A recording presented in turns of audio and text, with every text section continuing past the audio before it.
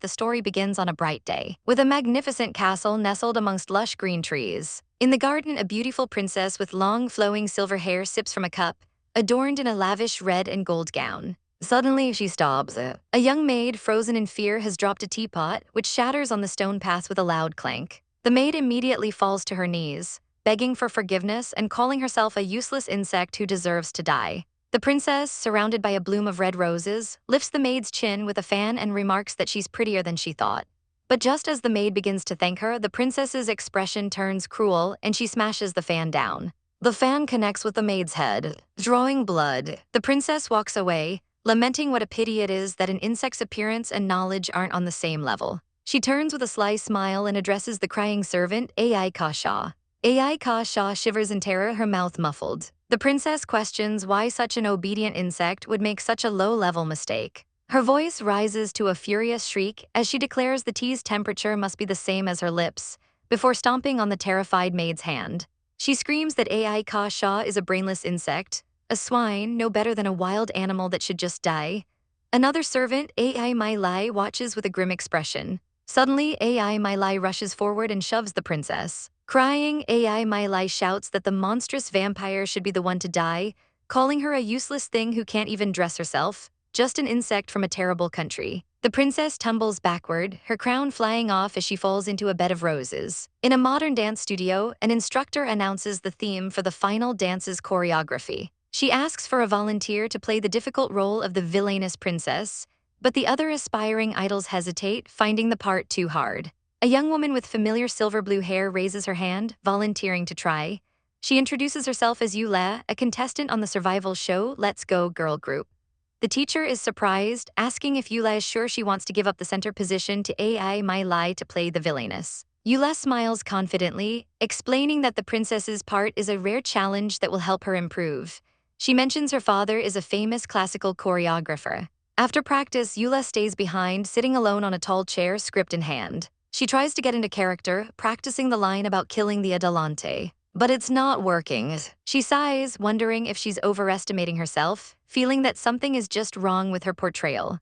As she tries the line again, reaching out her hand dramatically, a strange light envelops her. She feels her chair tip over, and everything goes black. When she opens her eyes, she's no longer in the studio. She's on the ground, wearing the princess's red gown, and demands to know who pushed her and if they were trying to kill her. She looks up and sees the very servants from her script standing before her. She's completely confused. A servant grabs her dress, begging for forgiveness. It's Ai Mai Lai, pleading for the princess to punish her.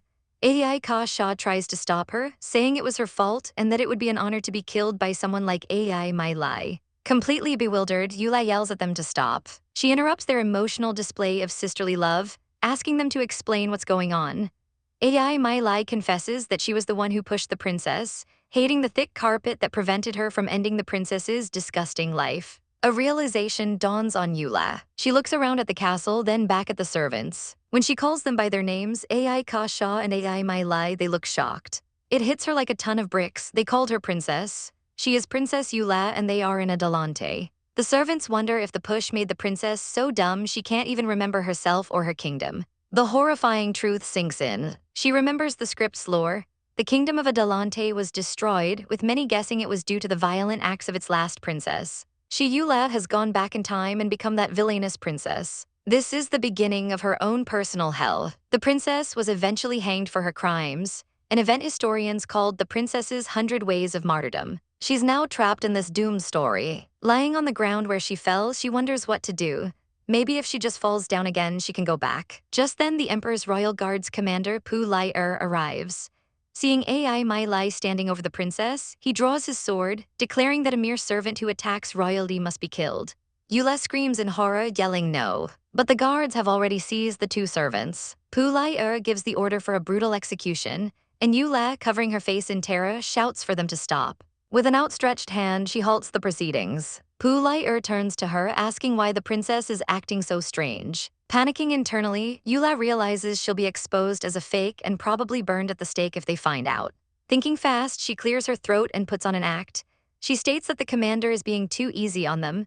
She wants to come up with a more satisfying punishment herself, so for now, they should be locked in a room to enjoy their remaining time alive. Pu-Lai claps, fawning over the princess's amazing capacity for spiritual horror. Eula privately thinks he's a bootlicker. She dismisses him and the guards. When he asks where she is going, she glares at him, questioning if she needs to report her entire schedule to him. Pu-Lai immediately apologizes for misspeaking. As she walks away, he watches her with a smirk, wondering how long her cocky attitude will last. Once out of sight, Eula makes a run for it. She finally stops, exhausted, leaning against a tree. She managed to fool him. Changing out of the heavy gown, she finds a quiet spot to lie down. Finally, some silence. The royal garden even comes with picnic blankets, which she rates 5 stars, though the rocks underneath knock it down to 1. She sighs, wondering if she can still go back. Getting motivated, she decides that no matter what, she needs to get back first. She starts piecing together the plot. Ai Mai Lai and Ai Ka Shah are supposed to die tonight, and the entire royal family gets poisoned. As part of that family, she'll be poisoned too. It's still afternoon, so she has half a day to find the poisoner. She congratulates herself on being so smart and playfully smacks the ground, or what she thinks is the ground. Her hand lands on someone's leg. She looks up into the face of an incredibly handsome man with silver blue hair and striking green eyes. She's completely captivated. He smiles down at her, politely asking the beautiful lady if he can have his legs back for a second. Eula is mortified, realizing she's been using him as a pillow. The man, introducing himself as Alen, offers to serve such a beautiful lady. He adds that he's very familiar with the kitchen, since the thought of a growling stomach would have ruined his dream of meeting a beauty like her. Eula is stunned. Is he using pickup lines on her? Alen leads her through a grand halls, while Eula facepalms, thinking that beauty truly leads one astray. She's so distracted that she walks right into him. He apologizes and she peeks through her fingers, completely flustered. She can't believe it. They're just cheesy pickup lines, but why does she find them so terribly sweet? He announces they've arrived at the kitchen. Inside, a burly head chef is yelling at a young boy, calling him useless for daring to grab a ladle when he can't even cut vegetables. He strikes a stick near the boy's leg, asking what the pigs and royalty will eat if he makes the food. Eula looks around the empty hall, wondering where everyone is. The boy on the floor defiantly asks if the chef really thinks he's fit to teach him, accusing the chef of detesting him because he's a slave. The enraged chef raises his stick, vowing to kill the bastard for talking back. He swings the stick down with force. The boy braces for the impact, but the blow never lands. Eula has stepped in front of him, catching the stick. The chef stares at her in shock. Before he can react, Eula grabs the boy's hand and tells him to run. They dash out of the kitchen together. The boy looks at her, completely stunned. He stumbles and falls. Looking up, his hair falls away from his face. As Eula turns back to ask if he's okay, he sees a vision of a different girl with blonde hair asking him the same thing. His eyes widen in surprise. Inside the grand palace, Princess Eula walked with a newfound purpose. The royal chef, Papa Day, watched her pass, wondering aloud if that was truly the princess. A voice behind him asked if he was surprised. Papa Day whirled around with his cleaver, which was met with the clang of a rapier. He recognized the newcomer, a man with striking green hair. The man, a former deputy general of the National Guard, smirked at Papa Day, asking if he was still so stubborn because the wine he'd gifted him tasted bad. Papa Day exploded, telling him not to even mention that black liquid, insisting it was not wine at all. The green-haired man playfully wondered if he had perhaps grabbed the wrong bottle. He then revealed with a charming smile that it was actually the best medicine from the Zhenlong Kingdom, which would be good for the chef's old injuries. But Papa Day wasn't having it, yelling that he didn't want medicine, he just wanted wine, and for the man to mind his own business. The man simply covered his ears with a smile. Papa Dai's true treasure wasn't wine, but a safe full of glistening apples, which he guarded with great reverence. The green-haired man chuckled, saying he was just passing by, but had now found something far more attractive than those diamond fruits. He then walked past the confused chef. Papa Dai stopped him, asking if he also saw what happened with the princess earlier. He mused that something felt wrong with Princess Eula today. Meanwhile, Princess Eula had encountered a small, white-haired boy weeping uncontrollably. She panicked, wondering what to do. Was this kid made of water? Would he melt if he kept crying like this? She tried to speak, but the boy's wails only intensified, releasing a literal flood of tears. Soon, Eula was submerged in his teardrops, feeling like she wanted to cry too. 10 minutes later, the flood had subsided. The boy apologized meekly. Eula, looking utterly exhausted, asked if he was finally done crying. The little boy blushed deeply. Relieved, Eula told him it was great that he was okay now and tried to take her leave. But the boy quickly grabbed the hem of her dress. She turned back, surprised. She sighed and made him promise not to cry anymore. He readily agreed, thanking her as his fox ears and tail popped out. The two then sat in a very awkward silence. Eula figured the kid must be a kitchen helper, and since she was heading there anyway, she decided to ask him a question. She turned to the boy and asked if he was one of the slaves here too. The boy's eyes widened. He exclaimed that he knew it, she was just like him with everything taken away. He then told her not to worry because it would all come to an end soon. Eula was completely lost, internally joking about who had this kind of power, Thanos. She asked what he meant by come to an end. He clarified that he was talking about the filthy royals who trample on other people. With a chilling smile, he declared that they would all disappear soon. Just then, a maid's voice boomed through the hall, announcing that the princess was here and that the king was waiting for her for lunch. The boy's eyes shot wide with shock as he whispered the word princess. Eula knew she was in deep trouble. As the maid called for her highness again, the boy stared in disbelief. He recoiled, pushing her hand away as the truth sank in. She was one of them, a princess. He then scrambled to his feet and ran. Eula called after him, begging him to listen to her explanation, but he was already gone.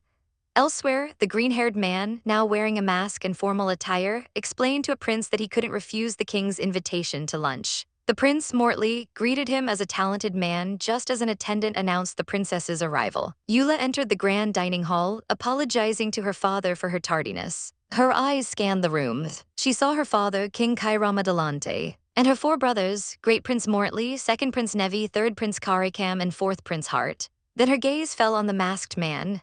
She wondered who he was, just as Prince Mortley pointed him out as a learned man. The title learned man echoed in her mind. Suddenly, a horrifying memory surfaced, words from a text stating that Princess Eula was tattooed to death. The word death flashed in her mind. Eula froze in sheer terror, her crown slipping from her head as she screamed internally for someone to help her. She saw the masked man Service sitting calmly at the table, the very man from her memory. Prince Mortley called out to her and Service asked how she was feeling. Eula snapped, screaming at him and accusing him of planning to drag everyone into the abyss. Service just laughed, remarking that the princess didn't seem pleased with his appearance. Eula frantically denied it, but he leaned in close, asking if she was really sure. The king told Service to leave her alone, saying she was just being childish. But a dark, menacing aura hissed from Service, who calmly replied that he was just talking to the princess. The king began to tremble with fear, sweat beading on his brow. He quickly backed down, saying it was okay. Service turned back to Eula, telling her that now no one would bother them. He asked her to clearly tell him which of the rumors about her were true. Eula pulled away, and the hall fell silent. Summoning all her courage, Eula put on a regal facade. She addressed him as learned man Service and accused him of desecrating the royal family, ordering him to leave or face a declaration of war. Inside, she was trembling, but she held her composure. Service was unfazed, simply stating that he understood as his dark aura swirled again. Addressing her as Your Highness, he leaned in close and whispered that the Eula he knew would never say such things to him. He then turned and walked away, leaving her at the tables. He smirked to himself. Waving to the king, he announced that since the princess was displeased with him, he would leave, but not before agreeing to the pacifying in Salafra. As the grand doors closed behind him, King Kairam let out a massive sigh of relief. He called out to his daughter, but Eula, keeping up her act, simply complained that he forgot to have the green bell peppers brought out. She declared that she couldn't possibly eat now and would wait for afternoon tea. With a slam of her hands on the table, she stormed out of the dining hall. The moment she was alone, her brave face crumbled and she collapsed to the floor, whimpering that he had threatened her. Princess Eula felt a wave of dizziness. She stumbled groggily through her lavish bedroom, before finally collapsing onto the bed, her heart still pounding with fear from the earlier confrontation. Meanwhile, the green-haired nobleman sat comfortably, toying with a small pouch. He smugly considered the overwhelming aura of the nobles, musing that facing them seemed to have taken all of his courage. As Eula lay on the bed, her mind raced. She hadn't figured out what to do about her brothers yet, and while her father was a good person, she knew even he could make mistakes. Lost in thought, she stared up at the ceiling. Then, in a rather unprincess-like move, she suddenly flailed and rolled right off the bed. Lying on the floor, she decided to just ignore that little mishap. Her priority was to settle things peacefully, having already deprived the nobles of their lunch. In the castle's pantry, a figure stepped through the doorway. A spread of delicious-looking cheese sat on a table. A young, white-haired boy named Chan was secretly sprinkling a powder onto the food when a voice from the doorway made him freeze in terror. It was Eula. She advised him that if she were in his shoes, she wouldn't add any more. She reminded him that he was a good kid and such actions didn't suit him. Chan looked up speechless. Eula calmly explained that he should know poison works best in cooked food. The substance he was using, she continued, had been treated and would do little more than cause a stomachache. Furious and feeling belittled, Chan threw a small object at her. He demanded to know if she found it amusing to see commoners like him struggling. Eula, annoyed, simply told him to stop being so ridiculous. Her expression then softened. She told him his sister was Lyrina, and because he resembled her, Eula had wanted to show him respect. She then asked him to explain what she had done to deserve death. Chan could only plead silently. As she stood over him, he fell to his knees, defeated. Tears began to stream down his face as a painful memory surfaced. In a fiery flashback, a magistrate was demanding the princess's tax. Chan's father was on his knees, begging for more time, but the magistrate was relentless. He declared that since they couldn't pay, the princess was taking their land to build a coliseum. The magistrate sneered that things unable to produce wealth were useless to the princess. Chan's mother, holding her young son, cried out, begging for mercy. In response, the magistrate kicked Chan's father, berating him for daring to call the princess cruel. He then declared that if they couldn't live as commoners, they would become slaves to the princess, and his men dragged the family away as young Chan cried out for his parents. The memory of a hot branding iron and being bound and gagged in terror flashed through his mind. The physical reminder of that day was the slave brand still on his back. Back in the present, Eula watched him, her expression filled with worry. She acknowledged that she had made him a slave, and since slaves were treated as less than animals for generations, this was the sin she had committed. The system was cruel once branded a slave. They lost all rights as human beings, becoming property to be used, bought or even killed. It was a fate they could never escape. Eula stepped toward the crying boy. She reached out and gently touched the scar on his back. He flinched and she felt a pang of guilt, thinking how she had enslaved innocent people for her own desires. With sincere eyes, she knelt down and asked if it was very painful. She immediately felt foolish for asking such an obvious question, realizing he must be in great pain. Looking him straight in the eye, she apologized sincerely. She knew she didn't have the right to ask for forgiveness, but she pleaded with him to give her a chance to make things right. Chan was too overwhelmed to speak, his tears still flowing. Eula stood up and grabbed his hand, declaring they were going to his home right now. Chan protested, but she was insistent. From a distance, another nobleman with blue hair watched them go. He sighed, sensing that something big was about to happen. At the Colosseum construction site, a cruel slave owner was whipping Chan's ailing father. Chan's mother rushed to intervene, begging him to stop, but the slave owner scoffed that the princess didn't waste money feeding the sick. He threatened to beat her too, and when she didn't move, he raised his club to strike her down. Suddenly, a silver box flew through the air and struck the man's wrist, sending his weapon flying. He roared in anger, demanding to know who dared to attack him. Eula appeared, retorting that he was the one who didn't seem to value his life. Chan rushed to his parents' side, crying out their names. His mother was stunned, telling him he wasn't supposed to be there, but he tearfully reassured her that they would all live. His eyes were fixed on Eula, filled with a fragile hope. The slave owner immediately fell to his knees, stammering apologies to the princess. Eula found him utterly annoying and told him to prepare for punishment for his disrespect. He groveled on the ground, begging for forgiveness. Eula called him scum and stepped on his back. She then drew his own sword, declaring that even 100 deaths wouldn't be enough for him.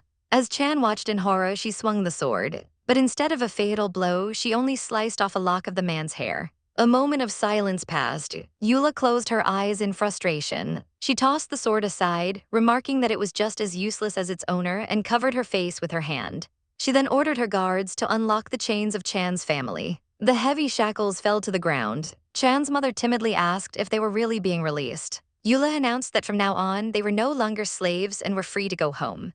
Chan stared in disbelief. Eula playfully teased him, saying he must be happy now and probably wouldn't try to poison her again. Overcome with gratitude, Chan's mother began bowing deeply, thanking the princess over and over. For the first time, Eula gave a genuine, warm smile. Thinking her mission was complete, she turned to leave. But she was stopped by a crowd of shadowy figures. All the other slaves at the site had gathered, calling out her name with desperate eyes. Eula was stunned. One by one, they all fell to their knees. They began to beg her, pleading for her to let them live too. Eula's heart ached for them. She thought of the grand buildings of the kingdom and realized for the first time that they were built on the people's pain. Overwhelmed with emotion, she clenched her fists. She wanted so badly to tell them all that they could go free. But she hesitated, knowing the reality of their situation. Without land, they had nowhere to go and would simply be re-enslaved. The entire country belonged to the nobles. Just giving them land was not an option, as the other royals would never allow it. The complex tax laws were another barrier. Simply freeing them would leave them homeless and vulnerable. Damn it, she thought, feeling trapped. She didn't know what to do. Her gaze fell upon the half-finished Colosseum. She looked at its grand design, and suddenly a brilliant idea sparked in her mind. A huge smile spread across her face. Soon, word of the princess's actions spread through the city streets. People gossiped about the shocking news, claiming she was causing trouble again. In the palace, the purple-haired prince complained to his father, the king, that Eula was tarnishing the royal family's image. The king calmly dismissed his son's worries, saying she only freed a few slaves and that no one would care. The prince was livid at his father's indifference. "No one will care," he scoffed. With a sinister grin, he vowed that he would make them care. Elsewhere, a blonde noble was absorbed in his reading. In a peaceful garden, a servant knelt before the green-haired nobleman. The servant reported that he had new information about the princess. The green-haired nobleman looked up from his book on war history, a sharp smile on his face, as he asked if it was true the arena was being turned into a theater. Amid the onlookers, a young man with white hair and striking golden eyes, Chan, turned his head. Princess Eula reminded herself that in this world, she was the only one who could truly help herself. She appeared before a group of former slaves who greeted her with a respectful silence. Chan stepped forward, asking the princess what she meant when she said she would show them a way to live. Eula simply gave him a cunning little smile. Her maids appeared, carrying bolts of fabric and chests filled with supplies, much to the surprise of Chan and the others. Eula announced that a theater would be built right there, and she was leaving Chan in charge of it. She pointed at him with a confident smile. She told him he would take the position of boss. Chan was completely stunned, his eyes wide with shock. He panicked, waving his hands and insisting he couldn't be a boss because he knew nothing about it. Eula grabbed him firmly, her expression intense, asking if he really wanted to go back to the despair of being a slave. Her words triggered a powerful memory in Chan. He recalled the feeling of being dominated and abused, the helplessness of being tortured, and the endless cycle of suffering. Eula's voice echoed in his mind, reminding him he had to become stronger or history would repeat itself. With newfound resolve, Chan declared that he had to be strong. Eula saw the fire in his eyes and smiled softly. She then addressed the entire group, proclaiming they were no longer slaves and should live for themselves. The theater, she explained, was their future, and its success would determine their well-being. She gave them a choice: they could stay and work or they could leave. The former slaves looked on, moved by her words. A spark of hope ignited in their eyes. One by one, they clenched their fists, filled with a silent vow to repay and protect her.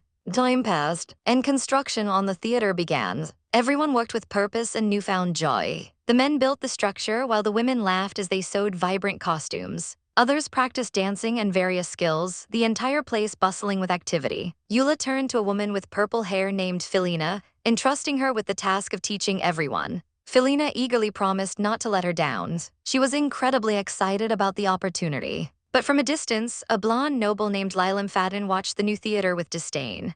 He gave a single chilling order to his men: destroy it. His men stormed the construction site, smashing everything in sight. They swung poles and clubs, destroying the progress the former slaves had made. Chan and his father tried to stop them, but they were outnumbered. Lilam Fadden strolled into the chaos with a smug look on his face. Chan's father desperately grabbed Lilam's leg, begging the gentleman to talk things over calmly. Disgusted, Lilam kicked the old man away, sneering at the bastards for even daring to touch him. Chan cried out for his father as he rushed to his side. A sharp, angry glint appeared in Chan's eye. As he stood up, one of Lilam's men struck him hard with a club.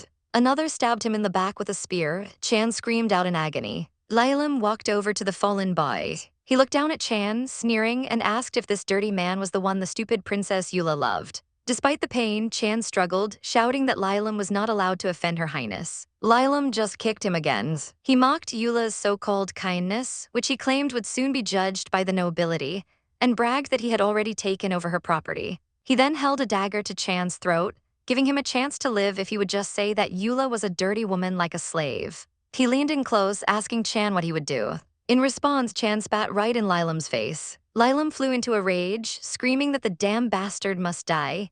He ordered his men to chop off Chan's head and feed it to the dogs. Chan could only laugh defiantly as one of the men raised a club to finish him. Suddenly, Princess Eula appeared, looking regal in a stunning orange dress. Her attendant pleaded with her not to go out like that. She ordered the men to stand back. Chan, bleeding on the ground, looked up at her in disbelief. Eula rushed to his side, calling his name and frantically shouting for doctor. Lilam's men stood by, shocked at the sudden turn of events. They watched as the princess cradled the injured boy. Lilam, however, was unfazed. He smirked, commenting that this was how her theater worked. He found it amusing and said he'd try it himself once he took over. He was completely knocked out by the sheer audacity. Lilam scrambled to his feet, yelling about where the trash princess had gone, accusing her of pretending to be kind to deceive the stupid commoners. He threatened the former slaves, telling them to return to slavery or their princess wouldn't be at peace, and they'd be left to plan her funeral. Eula stood calmly before them. She stated that her father had a bad view of the theater. Lilam realized the third prince had been telling the truth. Eula had lost the king's support. He reached out, thinking that now he could finally do as he pleased with her. Just then, a royal guard arrived, unfurling a scroll. He announced that on Eula's land, she had absolute authority, and anyone who violated the order or disrespected the royal family would be punished. A satisfied smirk played on Eula's lips. In a flashback, Eula was in her father's study, arguing that his promise wasn't enough. She needed official permission. The king brushed her off, reminding her he'd already given her all the silk in the treasury. Eula was shocked to see her brother and a green-haired man she called the scholar in the room. The king tried to dismiss her, telling her to go play in the garden. Eula stood her ground, insisting her business was important and they could wait. Her brother lost his temper, shouting at her for dishonoring their father and being shameless by associating with servants. Eula glared back, furious at his words. She turned to her father with a pleading look. She felt a pang of disappointment. She understood that her father only pampered her on the surface to protect his own honor. He wouldn't stand against the nobility for her. Eula looked between her ambitious brother and the calm scholar, understanding the political game at play. The nobility was split into two factions, those who earned their titles through merit like the scholar, and those who inherited them through royal lineage. These two groups were locked in a power struggle for influence over the king. Eula thought it was a shame that such a knowledgeable man was caught up in this. Turning back to her father, she declared that her theater wasn't a wild thing and told him to ask the scholar if he didn't believe her. The scholar looked surprised. Eula pointed at him expectantly as if to say, "Go on." He gave a slight smile and agreed that he should know about it. Eula felt a surge of triumph. She explained that the theater would improve people's lives and solve property disputes. She then leaned on her father's desk, holding his hand. She sweetly turned to the scholar and asked if she was right. Her brother shot the scholar an annoyed look. The king leaned forward, deep in thought. Her brother shouted, asking Eula if she really thought she could blindside their father. But the scholar calmly stated that the princess's words were not nonsense. Eula simply watched, her plan perfectly in motion. He told the emperor that introducing new things under pressure, like the theater, enriches people's lives and strengthens their bond with the country. He added with a sly smile that making a different decision would earn even more admiration from the people, suggesting that this kind of soft power is more stable than brute force, and that the princess's idea had merit. But Eula had heard enough and sharply told him to stop. She couldn't understand her father's hesitation. All he had to do was nod, spend no money, and gain the people's gratitude. Why was he being so stupid? The emperor, looking weary, pinched the bridge of his nose. He finally relented, telling her if she wanted to do it, she should just do it. Eula was taken aback, asking what he meant. The emperor then turned to the purple-haired prince, assigning him responsibility for the east side of the city, declaring that such duties should be handled by a wise man like him. The prince agreed, though he seemed a bit hesitant. Eula's eyes glinted with determination. While Alan watched with a knowing smirk, Eula quickly spun around and rushed to her father's side, overjoyed that she finally had his permission. As she walked out, Alan quietly reminded her that she owed him for this. Later, Eula sat comfortably on her own, smiling to herself.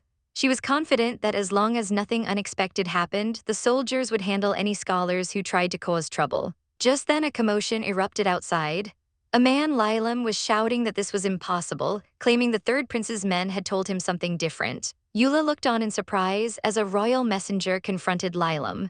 The messenger accused him of using the third prince's name to harass the princess and declared that his crime was established. Lilam desperately proclaimed that he was with the third prince, who had promised to make him a duke. But the messenger wasn't having it. He accused Lilam of slandering the prince and disrespecting the emperor, ordering his men to take him away for punishment as he whimpered. Eula face-bombed in frustration, wondering how she was supposed to explain complex architectural principles now. She held up a truly awful-looking bear costume, which was immediately rejected. To her dismay, the white-haired scholar appeared yet again with more papers. She braced herself, resolving not to faint from any more ugly drawings or handwriting. The day of the grand opening arrived, and the streets were filled with life. Colorful banners and flyers advertised the Gen Theater's buy one, get one free deal with free admission for kids. People were buzzing with excitement. Flyers were distributed announcing the theater's debut. The townsfolk chattered excitedly, deciding that even just to see the new actors and costumes, the price was a steal. Lurking in the shadows, one of the prince's scouts sneered. He thought they were naive to feel safe and vowed to stop everyone from going. Suddenly, a hand tapped his shoulder. He whirled around, asking who was there, only to be knocked out cold. As the scout lay bleeding on the ground, Larkamu, the leader of the Guardian Knights, cracked his knuckles with a grin, deciding to take the suspicious man in for questioning. He commented on how predictable these pests were with their dirty tricks, ordering his men to drag the scout away. Larkamu looked around for a moment, then told his men he was heading on. He instructed them to keep patrolling and clearing out the trash. With that, he leaped away across the rooftops. Back in her room, Eula heard a soft thud. Alan had arrived, apologizing for not meeting the wise sooner. Eula panicked internally, wondering why this fiend was here now to settle old scores. They sat in an awkward silence. Then Alan suddenly stood and slammed his hand on the table, leaning menacingly close to the startled princess. He smirked, asking if it wasn't she who had asked him to come. Eula was utterly confused, thinking it was a joke. There was no way she would ever summon this man. He leaned in even closer, his tone shifting as he began to ask if she was Lan's. In a flashback, Eula had rushed past her attendants, running through the gardens, until she found Alan readings. She'd gotten right in his face, cutting off his cheesy greeting to ask if he knew about the Gen Theater. He confirmed he'd heard of it, and she sat right next to him. He'd laughed, noting her desperation made her hard to refuse. She'd grabbed his hands, earnestly explaining that she needed his help to attract more people to the theater. Back in the present, Alan asked again if he didn't meet her standards as a guest. He even pictured himself looking tragically misunderstood, as if to say, "I don't deserve this." Meanwhile, at the theater, things were going south. Thugs were smashing the stage to pieces. The actors, including the white-haired scholar and his father, pleaded with them to stop. Lilam watched the destruction with a smug look on his face. The scholar's father grabbed his leg, begging him to talk things out. Lilam violently kicked him away, calling him a dirty bug. The scholar cried out as his father fell, his eyes filled with rage, but he was immediately struck down from behind. He screamed in agony. As he collapsed, Lilam loomed over him, sneering and asking if this pathetic creature was Princess Eula's new pet. The scholar defiantly yelled at him not to insult the princess. He was kicked in the face for his loyalty. Lilam laughed, saying idiots like her would be killed anyway and that all her property now belonged to him. He held a dagger to the scholar's throat, offering to spare him if he would just call Eula a disgusting slave. He taunted the boy, asking him to repeat what he said. The scholar's response, however, left Lilam stunned. Enraged, Lilam screamed for his men to cut off the insect's head while the scholar simply laughed. A goon raised his club for the final blow. But suddenly, Eula appeared looking furious. She rushed to the scholar's side, cradling his injured body and screaming for doctor. Lilam's men looked uneasy, but Lilam himself just smirked.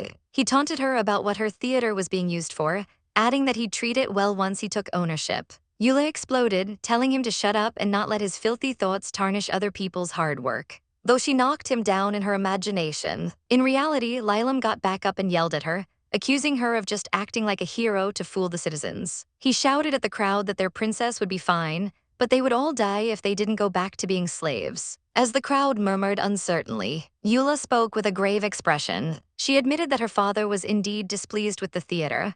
Lilam's face lit up, thinking he was right and that Eula had lost the emperor's favor. He began to fantasize about what he could do to her now. Eula then said, however, at that moment, the royal messenger arrived with a legion of armored knights. He read from a royal decree stating that on her own land, Princess Eula could do as she pleased, and anyone who dared protest would be punished by the royals. A small victorious smile played on Eula's lips. She informed Lilam that his information was not just wrong, it was the opposite of the truth. Her father, she said, was extremely supportive. A luxurious carriage, guarded by knights in gleaming armor, pulled up to the entrance. Out stepped several high-profile figures, including the enigmatic wise man and a few princes. The crowd gasped in surprise, wondering why such important people were here. A woman swooned over the handsome Lord Larkamu, while another man panicked, realizing this was not part of the plan and that he had to warn His Highness immediately. Inside the Grand Theater, the guests were shown to their VIP seats. The newly minted Baron Elishire scoffed at the shabby materials, unimpressed by Her Royal Highness's choice of decor. He commented aloud that he didn't expect such ordinary things to be used for VIPs. The freckled prince in yellow tried to invite the wise man to his mansion to see a new oriental dancer, but the wise man simply told him to sit down. The prince huffed, crossing his arms in annoyance. A voice of advice echoed in someone's mind, stressing the importance of gaining the wise man's favor to secure one's position in Adalante. The curtains rose and the show began. A dancer appeared on stage, her arm adorned with a delicate gold bracelet. Her movements were fluid and captivating, a mesmerizing oriental dance unfolding before the audience. She was a vision in turquoise and red ribbons. The wise man watched, his visible eye showing a spark of interest. A prince next to the prince in yellow marveled at the beautiful performance, wondering if it was magic. The prince in yellow agreed, calling it amazing. The wise man himself watched with a slight smile, clearly enjoying the show. In a brief flashback, the wise man had asked if he wasn't qualified to attend, prompting a flustered woman to assure him that wasn't the case and that VIP seats would be arranged. He had moved closer to her, telling her not to be embarrassed, as being trusted by others was a familiar feeling for him. His gaze was intense. He then coolly stated that she owed him one more time, which made her feel like he was strong-arming her into a deal. Back in the present, the wise man watched the performance with a satisfied smile. The prince in yellow was utterly captivated, declaring that the amazing dancer had to be his. But the wise man calmly countered that she was his. The dancer's face was revealed, and the prince in yellow shot up in his seat, shouting her name, Eula. She in turn recognized him as her third brother. Eula was shocked, wondering why her brother was there and if Alan had invited him. She quickly dismissed the thought, reasoning that only the king could get both the wise man and the third prince to attend the same event. It couldn't be Alan. An attendant then reminded her it was time to leave. Eula looked back at her brother in the audience, resolving that no matter what was happening, her priority was to finish her performance. Backstage, someone approached Chan, telling him that a person was looking for him and that His Highness seemed worried.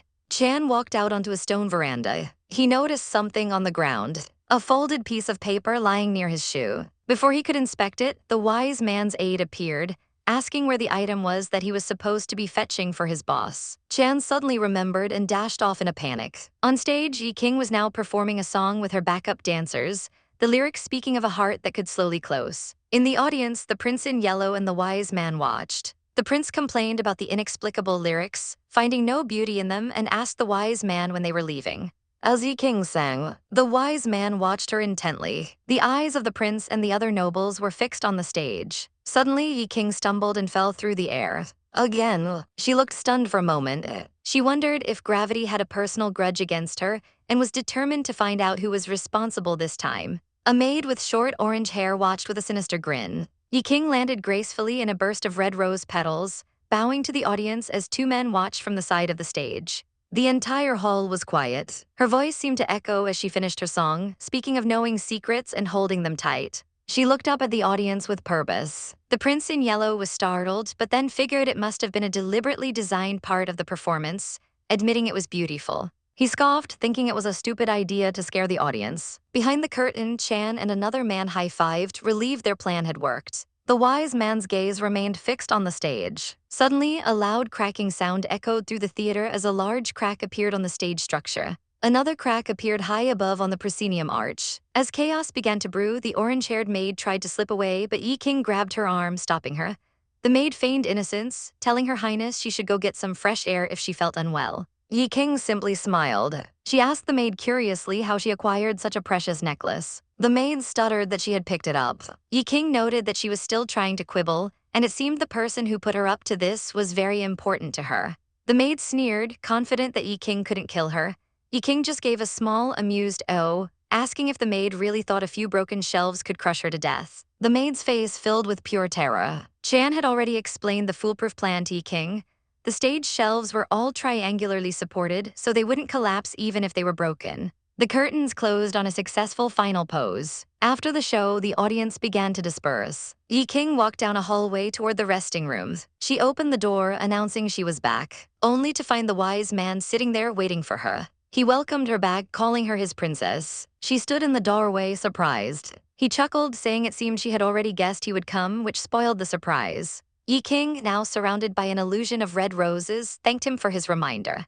She stood before him. The wise man replied that it was just a small effort. Then he suddenly grabbed her hand. Before she could react, he pulled her off balance and onto his lap, asking what she was thinking. Flustered and blushing, Yi King exclaimed his name. His gaze was captivating. The situation felt incredibly familiar to her. He leaned in closer, their faces just inches apart. She was completely frozen. With a burst of strength, she pushed him away. The wise man merely smiled. He stood and told her he would wait for her to arrive, then turned to leave. As he passed, he whispered in her ear, promising to see her tonight. Yi King furiously called him a pervert and a white-eyed wolf, shouting that she absolutely wouldn't go. Outside, his aide commented on his questionable taste. The wise man simply put a finger to his lips, hushing him. The aide's mouth was magically sealed shut. He then asked his aide if he thought the princess would come that night. From the walkway above, he answered his own question, confidently stating that she would come. He was certain she would. Meanwhile, Yi King was curled up in a ball on the floor outside the door, hiding her face in shame, and telling herself she wasn't there so no one should bother her. Chan ran up, pounding on the door and shouting that the stage was on fire. Yi King stood up to see the stage engulfed in massive flames. Chan, covered in soot, told her it was too dangerous and to leave it to them. But she calmly told him it wasn't necessary and asked how the fire barriers were working. Waterways built into the floor began to activate, spraying water onto the blaze. Yi King remarked that using wood was a design flaw, but thankfully replacement materials were arriving soon, so it wouldn't affect the next show. Just then, one of her staff brought the captured saboteur, reporting that she tried to escape during the chaos and was shouting that her lord would kill them. The maid defiantly told them to let her go. Yi King smiled wryly, asking if the maid was trying to add drama because she was afraid of being forgotten. She then directly asked who had instructed her. With a sharp look, she named him Mortley. The maid was stunned silent, then asked how she knew. Yi King smirked, explaining that to compete with a theater, one needed their own entertainment venue. The only person she could think of building a hotel right now was her dear brother. She mused that she would have to prepare a proper response to her brother's big gift. She fumed, saying how annoying he was and how she's been so bad-tempered lately. At that moment, another woman rushed in and fell to her knees, tearfully begging Her Highness to save Lord Renault. A man in a pristine white uniform, Mortley, gave his orders. He told his subordinate to go back and say he'd handle things right away. Meanwhile, Princess Eula stood silently in a magnificent hall as a maid knelt before her. A sudden memory struck her. She recalled two women, Emily and Akasha, realizing they were the forgotten protagonist's sisters. She couldn't believe she had forgotten about them. Her smile vanished instantly. Panic set in. She lamented that her predecessor, the original Eula, had set so many traps for her, realizing that offending the royal family was just an excuse for them to find fault. At one of the castle's towers, a maid named Akasha walked alone along a stone path, a young man watching her with a tearful expression. Emily rushed up, asking Akasha why she was so slow. When they saw the princess approaching, Emily demanded to know why she was there. Akasha quickly explained that she had begged the princess to save Lord Renault, anxiously asking if they were too late. Emily exploded, shouting that if it wasn't for Eula, Lord Renault wouldn't be suffering this humiliation, calling him the patron saint of Adalante. Akasha quickly told her to be quiet. Eula stood before them, her expression unreadable. She felt the immense pressure closing in on her. Emily glared at her with resentment. Akasha urged Eula to follow, saying that Lord Renault was still inside. They entered the dark, damp dungeons. Behind bars, they saw a man coughing up blood. Eula recoiled, covering her nose and wondering how anyone could live in such a wretched place. She called out to Lord Renault as they descended the stairs. Akasha frantically asked if he was all right. Eula recognized the tortured man as Lord Renault, the former general of King Adalante. Akasha tearfully told him that the princess was here to rescue him and that he would be free soon. Lord Renault looked up, his eyes wide as he whispered her title. Eula was startled by his reaction. He let out a dry, humorless laugh. He told her to go away, saying he couldn't bear her kindness. The two maids were shocked by his words. Eula, however, wasn't having any of it. She told him to cut the nonsense and come with her. Suddenly, a voice from above boomed, asking who was bold enough to discuss a jailbreak in the dungeon. It was Mortley, dressed in his immaculate uniform. Eula's eyes narrowed, as did Mortley's. The two groups faced each other in the torchlit hallway. Eula stepped in front of Lord Renault, demanding to know who gave Mortley permission to take him away. She declared that since Renault had offended her, she should be the one to deal with him. Mortley raised an eyebrow, questioning if she meant at her disposal. He smirked, reminding her that she was the one who wanted Renault punished in the first place, and now she wanted him released. Leaning in close, he condescendingly asked if that was the kind of person she was, Eula. Eula began to sweat, looking flustered. Her eyes darted nervously. She internally screamed at herself not to panic, reminding herself that he had no proof she wasn't the real princess. She then shouted at Mortley that it wasn't his business and told him to take his people and leave. Mortley's expression remained cold. He seemed to effortlessly suppress her authority. He held out a scroll and simply told her to hand it over. Unfurling it, he announced that by His Majesty's decree, he was there to impose a sentence on the sinner, Renault. With a cruel grin, he declared that the sentence was death by hanging. Eula's fist clenched in anger. The maids looked on in sheer horror. Mortley ordered his men to take Renault away, a command Eula watched with a fiery gaze. As the beaten general was being dragged off, Eula's sudden outburst made him look back in surprise. The guard shoved him forward, telling him not to dawdle. Eula's eyes were fixed on Renault's back. Mortley turned to her with a smug smile, asking if she wanted to thank him this time. As she walked away, he called after her again, asking if she was really thanking him. She confirmed it with a resounding yes. Internally, she was fuming at the thought. Then it clicked. She understood his game. He was thanking her for helping them, the old aristocratic faction, frame and imprison Renault. The pieces were falling into place. Eula immediately gave new orders. She sent Emily back to the palace to have Mina fetch an invitation, while Akasha was to come with her. It was time for round 2. After a moment to compose herself over a cup of tea, Eula made her next move. In the garden of the service house, a man with long, light green hair and a mask was informed by his butler that he had visitors. Eula and her maids waited in a lavishly decorated room. She turned as the wise man entered. He asked the wise man if she was there to talk business, making her inwardly curse her luck. The masked man gave a slight enigmatic smile. His presence alone made the maids nervous. He walked past her and casually plopped down on a sofa. He stated flatly that he was not interested. Eula was stunned. He repeated himself with more force. He explained that it wouldn't be good for him to offend the king and his allies for Renault's sake. He stood up and bid her farewell, turning to leave. Frustrated, Eula blurted out how anyone could find him reliable. The wise man stopped in his tracks. He turned back amused and asked if she thought he was more reliable. Eula immediately covered her mouth, shocked she'd said that out loud. But in that slip-up, she saw an opportunity. He moved in an instant, grabbing a lock of her hair.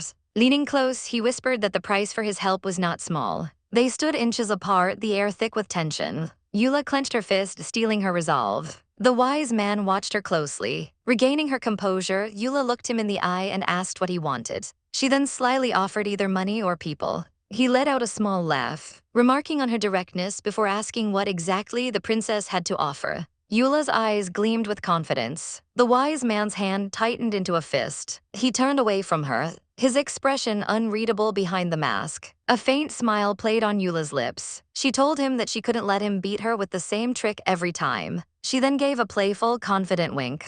The condemned man stood alone on the gallows, surrounded by guards as the crowd watched on. A golden pocket watch ticked away the final moments. The smug, purple-haired official glanced at it, noting that there were only 40 minutes left. On the platform, the prisoner Renault stood beaten and bloodied, the noose hanging ominously beside him. Despite his injuries, his eyes burned with defiance. Elsewhere, another pair of eyes, sharp and emerald green, watched from a distance. In a luxurious room, the owner of those eyes, Mortley, sat across from Princess Adalante. A decadent serving cart stood between them. As his attendant poured him a glass of wine, Mortley told the princess he was moved by her words but felt a pang of jealousy, thinking all her efforts were for another man.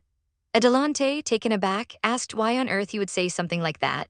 The attendant let out an awkward cough, clearly caught in the middle. He then presented Adalante with a folder, prompting her to ask what it was. Inside was a single document, a contract. The princess's face fell as she realized she'd been played. She fumed internally, understanding that Mortley had anticipated her visit and prepared the contract in advance. Puffs of angry steam practically shot out of her ears. As she scanned the document, Mortley casually sipped his wine. He mentioned that the last clause was the most important one. Her finger traced the words on the page. Finally, she erupted, accusing him of taking advantage of her desperation with such an unequal treaty. Mortley just offered a placid, infuriating smile. Adalante pleaded that without his help, she was truly at a loss. But he remained unmoved, a picture of calm confidence. Back in the square, the time had come. The purple-haired official snapped his watch shut and announced it was time for the execution. Renault was positioned with the rope around his neck, his fate sealed. He faced the crowd with a blood-streaked, resolute expression. The executioner placed his hand on the lever. At that very moment, a determined glint appeared in someone's eyes. The sound of galloping hooves echoed through the streets. The official, growing impatient, screamed for them to get on with it. The executioner pulled the lever. A cruel grin spread across the official's face. But just as the trapdoor opened, a horse charged into the square, its rider pointing forward. It was Mortley. He drew his sword in a flash of steel. With a swift slice, he cut the rope, sending Renault tumbling to the ground alive. Mortley expertly reined in his horse, which reared dramatically. Renault looked up, stunned by the last-second rescue. The purple-haired official was furious, accusing Mortley of disrespect and slander. He demanded to know if Mortley understood the consequences of interfering. Mortley simply turned his back on the fuming official. He declared to the crowd that the execution was over. Renault's guilt, he announced, needed to be reevaluated, as the king would never let a subject die in vain and a new decree would soon be issued.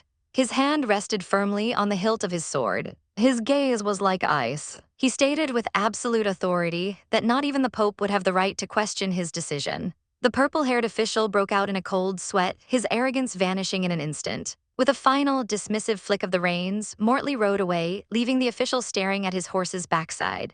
A final glance from Mortley sealed his victory. He paused before the kneeling Renault. As he rode off, he thought to himself that Renault might be a foolish and reckless man, but saving him was worth it for Adalante. The fuming official ordered his guards to take Renault back to the dungeon for a retrial. Meanwhile, at the palace, Adalante rushed to her father, the Duke, begging him to give her the man. The Duke was shocked, asking why she hadn't said something sooner. She looked on the verge of tears, reaching out and asking her father to hold her. The Duke, a bit confused, asked if she meant for him. Adalante explained that while she insisted Renault wasn't deserving of death, she needed her father to officially reinvestigate the case. Then came the master stroke of flattery, as she praised him for being brilliant and told him she loved him. The Duke practically melted on the spot, his soul floating away in fatherly bliss. Her mission accomplished, Adalante left, passing a lady-in-waiting in the hall. But in the dungeons, things weren't going so well for Renault. He was being whipped by guards who accused him of obstructing the princess. Renault spat back, telling them to just kill him if that's what they wanted and to stop wasting time. The lash fell again. A guard mocked him, telling General Renault not to try and pin labels on them. They taunted him, saying he could have had a quick death, but the princess's interference had only made it more painful. Another guard laughed, suggesting they fulfill her wish by whipping Renault to death and leaving his body in the wilderness. A cold voice cut through the air, remarking that the princess would like that outcome far too much. Adalante stood at the entrance, a vision of icy rage. One of the guards stammered that they were just following the rules. Adalante simply asked what rules he was talking about. She then declared that the princess is the rule, and if they so much as broke his body, she'd see them all hanging from the gallows themselves. The guards and even Renault were stunned into silence. Then, oddly, the guards started snickering. Adalante was utterly confused. One of them explained that His Majesty had already ordered her to take over the case and release Renault immediately. The other guard argued that she needed evidence. Adalante's eyes narrowed. She asked if they were accusing a princess of forging an imperial edict. She called them audacious for daring to slander her. A hand gently landed on her shoulders. It was Mortley. He advised her to mind her status and not get her hands dirty with such filth, as it would make him feel bad. Adalante cringed at his smooth talk, muttering "oil son" under her breath. She told him to just speak normally and stop being so greasy. Mortley looked genuinely confused, repeating the word greasy. Adalante shook her head, deciding it was just an illusion and she had more important things to worry about. Mortley's attendant stepped forward. He unrolled a royal edict, confirming that Renault's case was now in the princess's hands, and ordered the guards to leave. The two guards trudged out, looking dejected. Adalante stopped them. She told them to pass a message to her great brother. He would regret pushing her away. Then she dismissed them. A triumphant smirk graced her lips. The attendant moved to uncuff Renault. As the chains fell away, Renault stumbled forward. Adalante cried out for him to be careful. She rushed to catch him, but Mortley suddenly intervened, pushing Renault back. He explained with a sly smile that he was merely protecting her reputation from the scandal of being seen getting so close with a man. Renault, steadying himself, asked the princess why she had suddenly arranged for his release. They locked eyes for a moment, as Mortley watched them intently. Adalante smiled sadly, admitting that his death would have been her loss. She confessed that she had been manipulated and misunderstood him before, and now she was just trying to make up for her mistake. As a gesture, she offered to have him become her father's bodyguard again. Renault was speechless, only managing to say her name. Before anything else could be said, Mortley swiftly chopped Renault on the neck, knocking him unconscious. Adalante yelped, asking what he was doing. Mortley coolly labeled Renault a hooligan and instructed his attendant to take the man to the princess's theater. As the attendant carried Renault away, Adalante demanded to know why the theater. Mortley simply said he didn't want another man wasting their precious time together. He took her hand and told her dinner was ready. She protested that she never agreed to dinner. Mortley leaned in, whispering a single word, contract. As he led her from the dungeon, she begged him to let go, but he refused, cheekily asking what he would do if she ran away. Chapter 0024-0026. In a grand city, under a bright blue sky, a large and ornate building stands tall. Inside, a young man with dark hair slowly opens his eyes. A maid, seeing him stir, cries out with joy that Lord Renault is finally awake. Renault finds himself in a modest room, with two maids by his side, relieved that he has woken up. Their initial joy quickly turns to expressions of concern. Renault's eye, the one not covered by bandages, sharpens. He recalls the recent events, wondering if he really stood in line with the new nobles. Princess Eula stands at the foot of his bed, coolly informing him that since he has a place to live in the city, he is free to leave at any time. Her eyes are narrowed in clear annoyance. Her displeasure is palpable as she stares down at him. Renault, his face a patchwork of bandages, is taken aback. He questions if she's just letting him go, asking if he's not meant to be her slave or dead servant. He holds up a hand, telling her to stop. A woman with purple hair rushes into the room, calling out to Her Highness. This woman, Eula's teacher, reassures the purple-haired girl not to worry, as she isn't afraid of such crooked dealings. She then looks at a folder and comments that it's very good. Through all this, Renault just sits in his bed, looking utterly done with the situation. Eula gives him a sideways glance. Her sparkly blue hair shimmers. Renault's expression becomes comically unimpressed. One of the maids rushes forward, offering to pay on Her Highness's behalf. But Eula waves the idea off, remarking that a manly man can't be raised by a girl. Renault's hand clenches into a fist. He grits his teeth and asks what Her Highness wants him to do. The answer feels like a slap in the face. She thinks he's dreaming. The scene shifts to an opulent hotel glittering with chandeliers. A red-haired noblewoman tells her companion, His Highness, that this hotel is amazing, unlike those peasant theaters that don't understand what nobles need. The man, Mortley, is lounging with two women and agrees, calling the other playhouses childish. The redhead adds that she heard one recently reopened, which she finds laughable.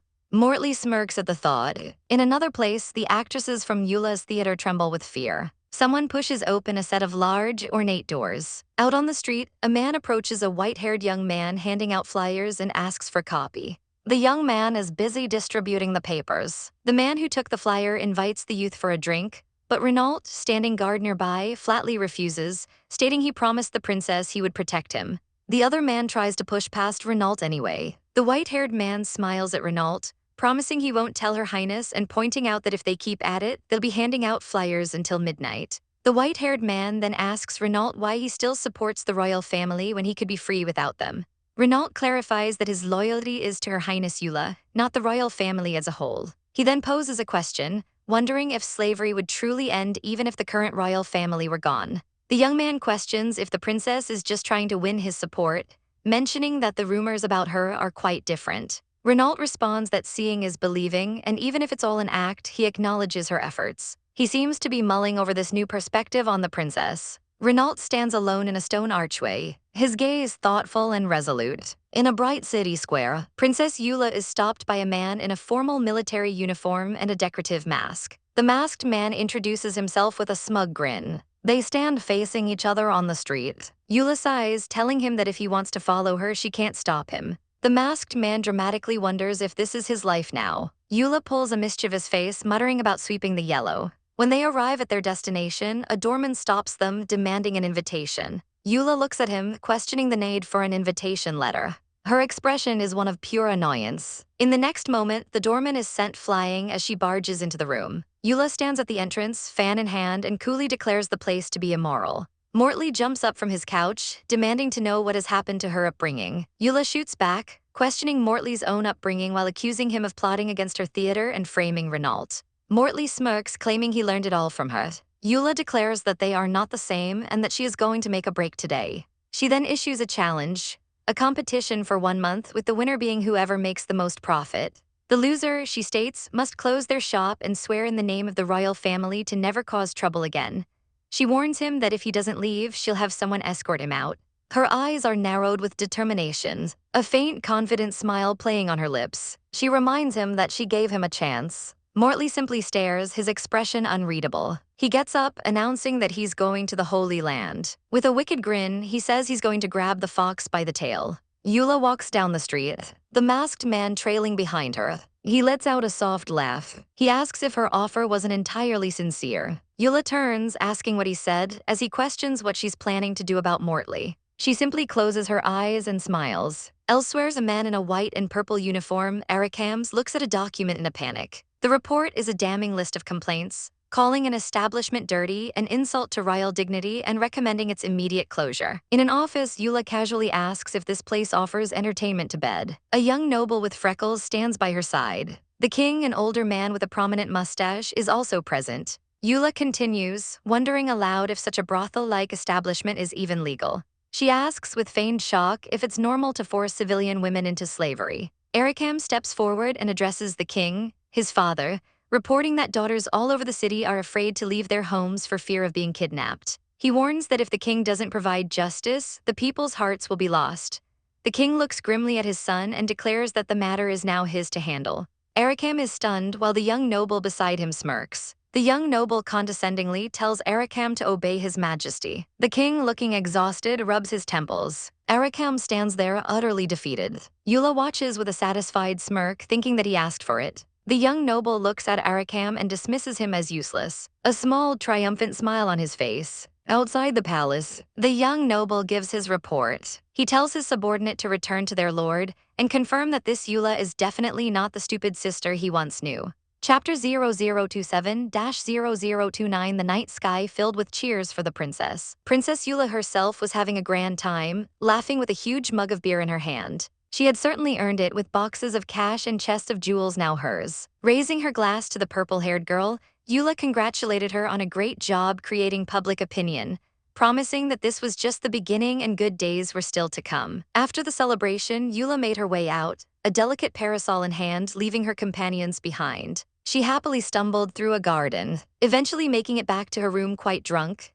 Her blonde maid expressed concern, asking why Her Highness drank so much. Eula, in her tipsy state, just thought the maid was a little cutie and playfully asked for a smile. She then started pinching the poor girl's cheeks, much to the maid's distress. Suddenly, she sensed someone else in the room and turned with a flirtatious grin, offering to give him a smile instead. Her eyes focused, and her drunken haze cleared a bit when she saw a bandaged man, Renault, standing sternly in the doorway. He wasted no time, asking her directly if what she'd said at the hotel was true, that Mortley was the one who had harmed him. The question sobered her up instantly, beads of sweat forming on her face. Flustered, she asked when he arrived and why she wasn't told, but the maid reminded her that Eula herself had given instructions for him to come back tomorrow. Eula tried to shoo him away, saying he should return then. But Renault just gave a grim little smile. He declared that if she wouldn't talk, he would go find Mortley and ask him directly. He knew that if he died, history might just repeat itself, a risk he was willing to take. Eula panicked and grabbed his hand, telling him to calm down. The situation was rather scandalous. Midnight, close contact with a man who wasn't her husband. Even Renault seemed to blush, thinking it was unconventional. Eula pleaded with him not to be impulsive, explaining that the person behind the attack was more powerful than just Mortley, and simply killing him wouldn't be enough for revenge. Renault paused, looking conflicted. Seeing her chance, Eula proposed that they work together since they shared the same goal. He snatched his hand back, flustered, muttering that men and women shouldn't be so familiar with each other. A tense silence fell over the room. His eye narrowed, his gaze sharp, and his fist clenched at his side. Finally, he agreed to cooperate, but he was still suspicious, asking how he could trust her words weren't just a trick. He pointed out the difficulty of overthrowing someone backed by a prince and demanded to know her true motives. Eula looked him straight in the eyes and insisted she wasn't lying. She admitted she couldn't explain everything right now, wondering how she could possibly make him believe her. Her maids watched the tense exchange from afar. Renault decided he'd had enough and would seek revenge his own way, but she challenged him, asking how he planned to do that. She simply told him he would find out tomorrow, then changed the subject, asking how he managed to be in the palace to overhear her conversation with Mortley in the first place. He just turned and walked away. In a flashback to the palace hall, Renault knelt before the king and other royals, confirming his decision to give up his status as a guard, even though it meant his title would be revoked. He then declared his new purpose, to become the guardian knight for Her Highness Princess Eula. The masked prince Service watched the proceedings with a stoic expression. Back in the present, Eula was utterly annoyed. Now in his new uniform, Renault was following her everywhere. She demanded to know how long he intended to keep it up, asking what kind of guardian knight acted so clingy. He replied coolly that as her knight, he was now responsible for her safety. She thanked him but said it really wasn't necessary. Eula then begged him to just stop following her. His internal monologue, however, was a firm never. Exasperated, she covered her face, wondering what she was going to do with him. She could only look at him as he stared back intently. She started to wonder if she had something on her face. He then asked her a strange question, wondering what could possibly make a person's temperament change so suddenly. It was an odd, quiet moment between them. She snapped at him not to change the subject. He reached out, his fingers gently touching a lock of her hair. But before he could do anything else, another voice cut in, remarking that Renault clearly hadn't studied the code of knighthood. It was Prince Service, who stepped between them and grabbed Renault's wrist, sarcastically commenting on the impressive speed at which Eula was building her harem. Renault glared and pulled his hand away. He immediately bowed to Eula, apologizing for his recklessness and asking to be punished. The two men stared each other down. Eula sighed and thanked Service for his timely arrival. He smirked, agreeing that it wasn't a good time. She quickly explained that she and Renault were just partners, the same way she and Service were partners, and asked him to spare her the drama. She turned away to admire some flowers, but he pressed on, asking what else there was to their partnership. His voice grew sharp as he demanded to know why she felt the need to mention other men's names in front of him. The air in the garden grew heavy. He took an angry step forward, asking if he and Renault were the same in her eyes. Leaning in close, he commanded her to speak. The tension was palpable. Then in a shocking move, he ripped off his mask. Eula stared, her mind reeling. She wondered if Alan and Service were twins or perhaps the very same person. She reasoned that if it was Service, her own disguise would have been seen through long ago. Then a memory flashed in her mind. A terrible fire, destruction, and a man who looked just like him. The fiery image was reflected in her terrified eyes. "No," she cried, stumbling backward. Alan looked confused by her violent reaction. She held up a hand, telling him to stay away from her. He looked hurt. Trying to reassure her, he insisted they were allies and she had no reason to be afraid of him, even striking a cute pose. He raised his hand and swore to the gods that he would never betray her. His dual identities flashed before her eyes. Eula finally composed herself, quietly apologizing for the wound on his face before bidding him farewell and walking away. Later, she walked through a hall where people were practicing for a play, looking completely lost in thought. She clasped her hands, her mind elsewhere. The purple-haired teacher noticed her distraction and asked if anything was wrong with the acting. Eula snapped out of it, grabbing a spoon as if to eat. But her thoughts were racing. It was confirmed Alan was Service. A horrifying thought followed. Was he going to kill her? The man she saw as an ally might be her greatest threat. Her sudden, shocked expression stunned a nearby maid into silence. Chapter 0030-0032. A heavy silence hangs in the ornate hall. The king sits at his grand desk while his most trusted princes and advisors wait with grim expressions. The mood is tense, and Princess Eula's arrival only adds to the feeling that something isn't right. A man in clerical robes, angel white, notices her and offers a slight smile. Eula immediately grows suspicious. The clergy's involvement usually signals trouble. The masked prince, startled by her sudden presence, quickly recovers and flashes a charming smile. Eula turns away, annoyed. She's sure he knows what's going on.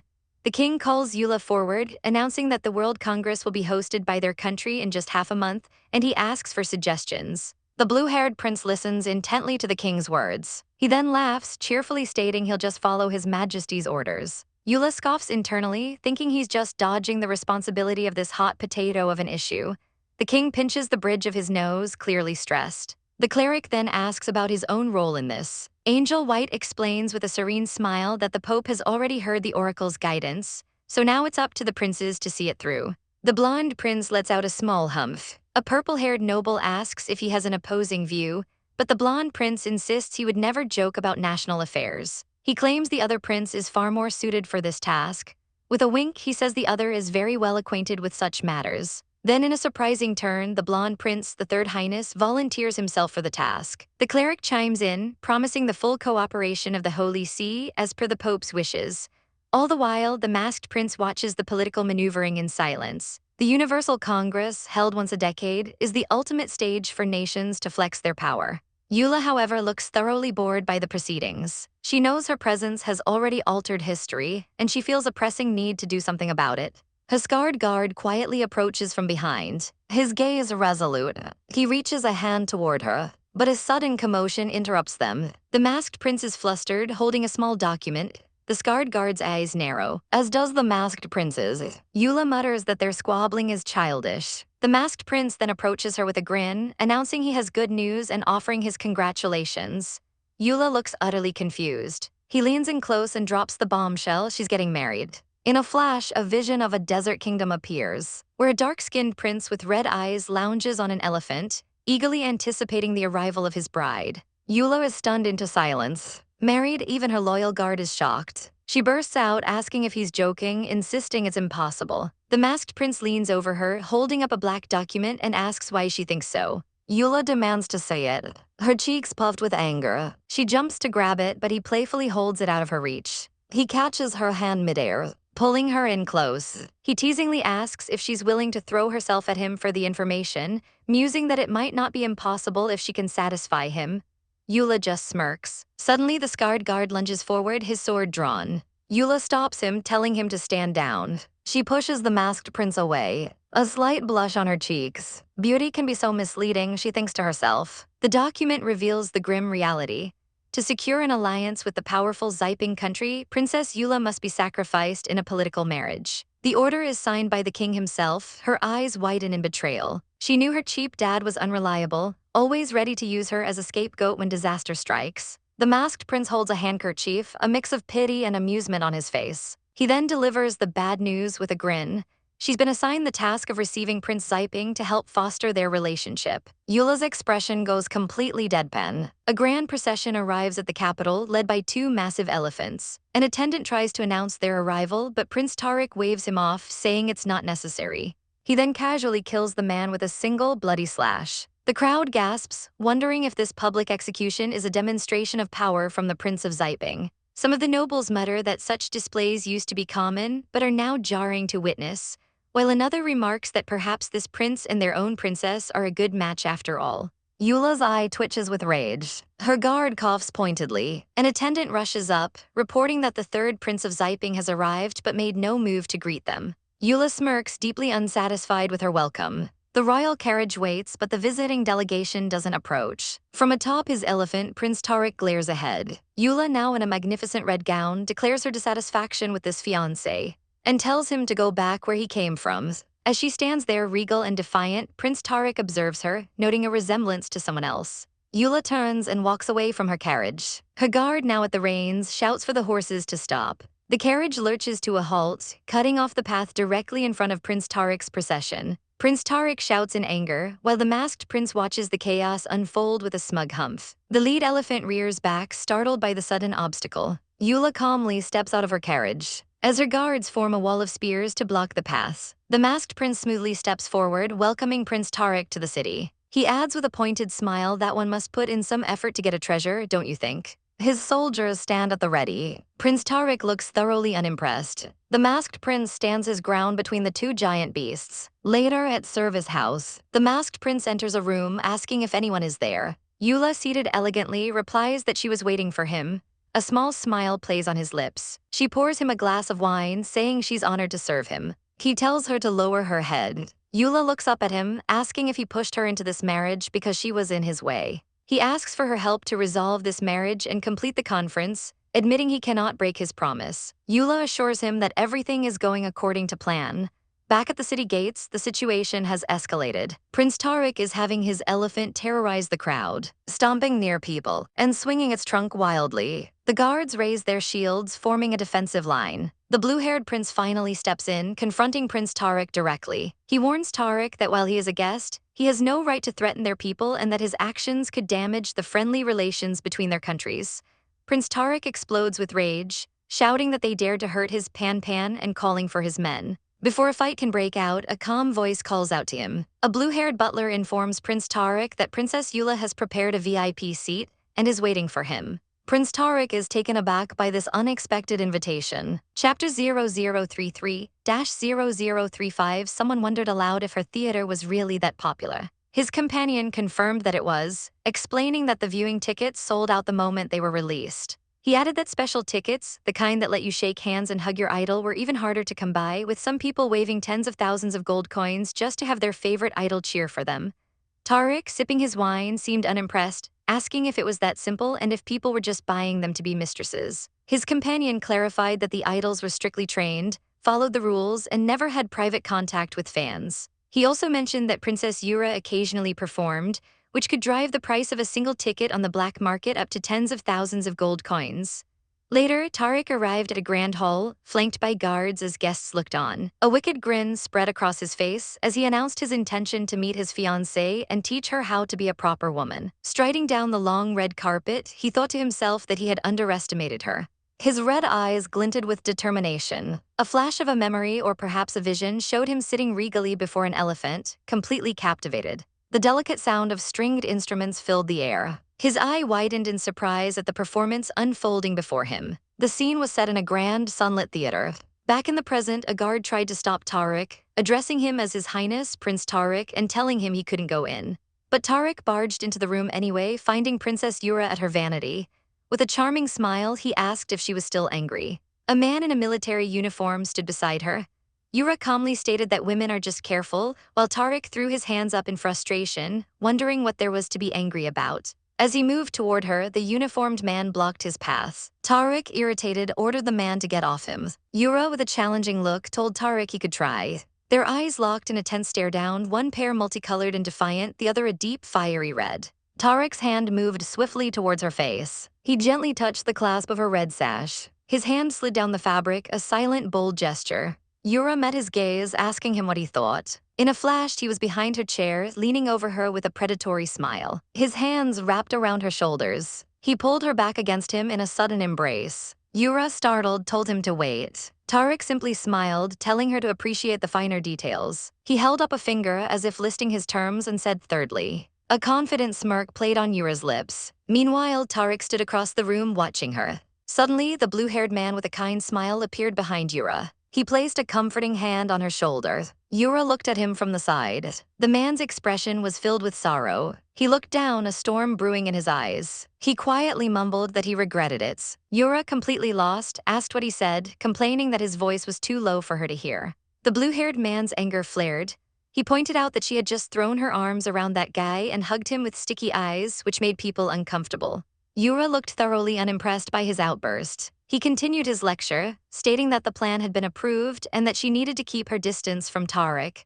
He reminded her that Tariq had already agreed to her first two requirements. Therefore, their marriage contract must be reasonably dissolved. Yura's eyes narrowed with fierce determination as she declared that she wouldn't let him win a single game of the Universal Congress. The scene shifted to the Grand Temple Square, bustling with people for the event. The ambassadors from various nations were introduced, the confident Shan Wu, the mustachioed Shan Kai-shi from Lingshen country, and the cheerful Shan Yinyu Yule from Yuopu country. The representative from Shenmi was noted as absent. Presiding over the event was Zhang Xingxuanshu from Adalante, looking very official in his decorated red uniform. An impatient voice from the crowd demanded to know how long they had to wait, questioning if the Congress would even open if those mysterious monkeys didn't show up. Tariq and his attendants overheard the insult, their expressions darkening with annoyance. Zhang Xingxuanshu clenched his fists, holding his temper in check. He finally sighed and announced that they would begin. He welcomed the ambassadors and declared the Universal Congress officially open. The blue-haired man, now sporting a white eye patch, stepped forward and suggested that his country should go first to get the ball rolling. Yura clapped politely in support. The two of them stood side by side, a picture of royalty. Several musicians were brought out with their instruments, and the rule was simple: the one with the most correct answers wins. Yura, now wearing a crown, gave a gracious smile and invited them to please begin. The sunlight glinted off the ornate architecture of the grand hall. The crowd began to murmur, with some wondering if they had ever seen such musical instruments before.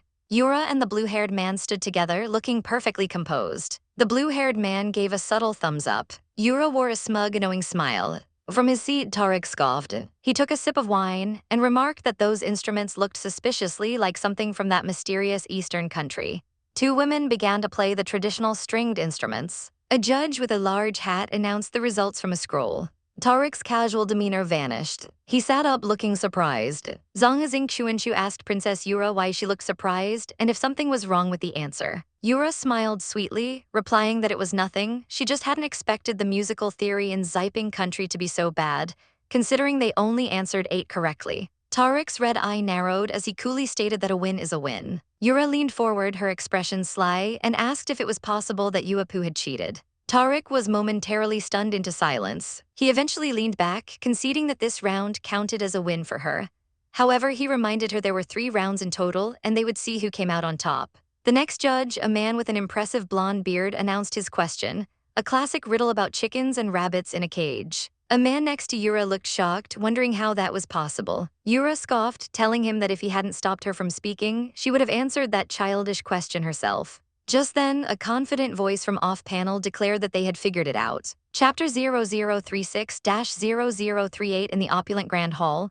Filled with spectators in tiered balconies, the mood was tense. Prince Tariq sat with a thunderous expression, his arms crossed while his guards stood watchfully behind him. A distinguished man with a long blonde beard declared something to be correct. Then in a flash he attacked, shattering the chair Tariq had just been sitting in. Tariq leaped away, demanding to know what he was thinking. He then directed his fury toward the royal couple on the dais, sarcastically asking if His Highness Tariq simply couldn't stand to lose. Princess Yura shot back, her voice sharp, telling him to admit his loss honestly. She accused him of trying to betray the Universal Congress with his slander and provocations. Beside Tariq, a hooded attendant whispered a warning, telling His Highness that he was being incited to fall into the Universal Covenant's trap. Tariq, however, was too consumed by rage, his guards struggling to hold him back. His intense gaze met Yura's, and he challenged her to just try something. The masked prince beside Yura quietly mumbled that if he kept annoying Tariq, he'd soon find out how it would end for him. Yura scoffed and walked away, the prince following her with a nervous sweat drop. As they left the main platform, a faint, knowing look crossed Service's face. He then asked what she was going to do about the martial arts competition. He seemed surprised she didn't know the plan, but she simply asked if she was supposed to. He explained that since Adalante won the writing test, the martial arts portion would naturally follow, clearly hinting at something. The masked prince leaned in, teasingly telling her that her little cutie had sent a signal for help, so she should hurry and make the rescue. Yura let out a small puff, trying to stifle a giggle. She gave him an encouraging wave and a cheerful go-go expression. The masked prince looked pleased as he walked off, surrounded by a whimsical aura of flowers. 1232-1233 He then addressed the whole, announcing that the rules of the arena were wheel battles, where the last one standing wins, though he acknowledged it might not be fair. Tariq interjected, proposing they limit the number of participants to 2 people from each country. The masked prince simply agreed. Tariq then declared that as the host, it was up to the masked prince to start the fight. A silent, crackling energy passed between the two men. The scene shifted to a massive coliseum packed with spectators. Tariq, now in armor, impatiently shouted for his opponents to stand up so he could have some fun. The great gates at the end of the arena creaked open. Tariq's eyes widened in shock as he saw Princess Yura standing in the entrance. She announced that they had arrived. Behind her walked the masked prince and another dark-haired man named Franco, both ready for combat. The masked prince smugly remarked that the willful princess wanted a victory, and who could refuse her, while Franco stated plainly that he would fight for Her Highness Yura. Tariq's face contorted in absolute rage. The vast arena was ready for the battle.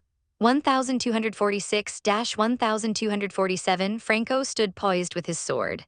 From the stands, Tariq sneered, telling Franco that he didn't deserve him. He turned to his hulking gladiator and ordered him to get the victory, but not to win too easily. The gladiator roared in obedience and charged towards Franco. Yura and the masked prince watched from their seats. After a moment of silence, he asked if she was truly so confident in him.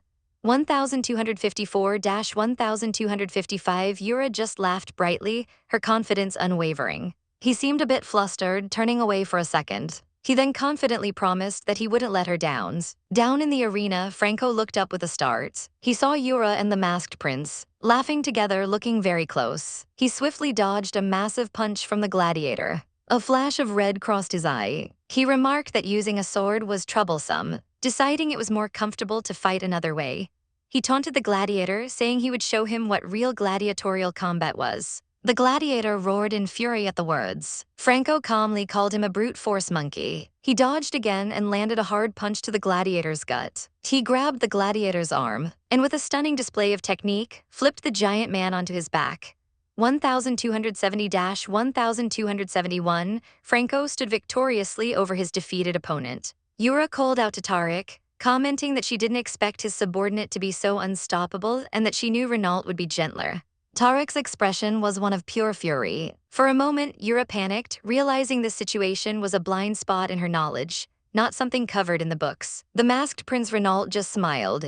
He stepped down onto the arena floor. He declared that coveting things that belong to others is just asking to be beaten. He drew his rapier as Tariq's second champion, a swordsman with a scimitar, charged at him. Franco watched, thinking that this wise man was clearly more than just a civil servant. Yura turned to Franco, asking if he was injured. He replied with a smile that of course he wouldn't lose. He told her that because of her, he would never lose. Yura playfully nudged him, telling him to just watch and see how long the wise man could win. She then raised her voice, stating that some people seem very powerful, but it's disappointing that a civil servant can't make a quick decision. Renault heard her and gave a wry smile. One of Yura's attendants begged her not to interfere with His Highness's battle. Yura shot back a cold look, asking who he was talking to. The attendant flinched as if bitten by snakes. Yura huffed and told Franco she hadn't been talking to the attendants. Her voice carried across the stadium. 1291-1292 Franco, looking worried, asked her what was wrong. In the arena, the scimitar-wielding champion prepared a special double moon attack. He lunged forward, screaming for Renault to die. Renault calmly moved to defend. His opponent yelled at him to stop talking nonsense. Their blades met in a clash of steel. Renault received the blow without flinching. He thought to himself that it was embarrassing not to be able to resolve this requirement quickly. 1300-1301 Suddenly, Tariq remembered Yura's words. No civil servant can make a quick decision. He finally understood. Her sentence wasn't meant to provoke him. It was a message. Chapter 0039-0041 The swords clash, as Tariq's red eyes glare with intensity. With a swift movement, Motley's blade strikes, drawing blood from Tariq's shoulder. The two fighters stand in the arena, Tariq recoiling from the blow while Motley holds his ground. Tariq is stunned by the hit. Motley's reflection is captured in Tariq's wide, shocked eye. Tariq grits his teeth, surprised by his opponent's speed and precision. Motley stands calmly, his sword held steady. A trickle of blood runs down Tariq's neck as he realizes he's been outmaneuvered. His eyes burn with frustration. Motley looks down, telling himself he was a bit too careless. Even if he was going to win, he shouldn't have hurt His Highness Tariq. He admits he feels a little ashamed for winning this way. Suddenly, a loud crash echoes through the arena as a massive white elephant bursts through a wooden barrier. Tariq whips his head around in alarm, screaming his elephant's name, Pan Pan. The elephant continues its rampage, smashing through everything in its path. The crowd panics, people falling over each other as they flee. Tariq's guards grab him, telling him to be careful. He struggles against them, furiously demanding to know what they're doing and ordering them not to let Pan Pan stop. He threatens that if his elephant is injured, they will all be buried with him. His guards are confused, not knowing how to handle the situation. One of them stands frozen in shock, as his comrades try to block the path of the raging elephant. From the royal box, Yura calmly calls for Renault. He responds that he will obey. Down in the arena, Tariq has reached his elephant, frantically asking Pan Pan how it feels and why it suddenly ran in. The poor elephant just looks miserable, spraying water from its trunk. Tariq explodes with anger, questioning how Pan Pan could have been stung by bugs and berating the people responsible for taking care of it. His servants kneel before him, begging for forgiveness. One explains that they were framed, someone drugged their food, and they were all caught off guard. Tariq kicks one of them away, calling them useless things. Yura walks over, telling Tariq to put aside his servant for the moment and asking him about the person kneeling before her.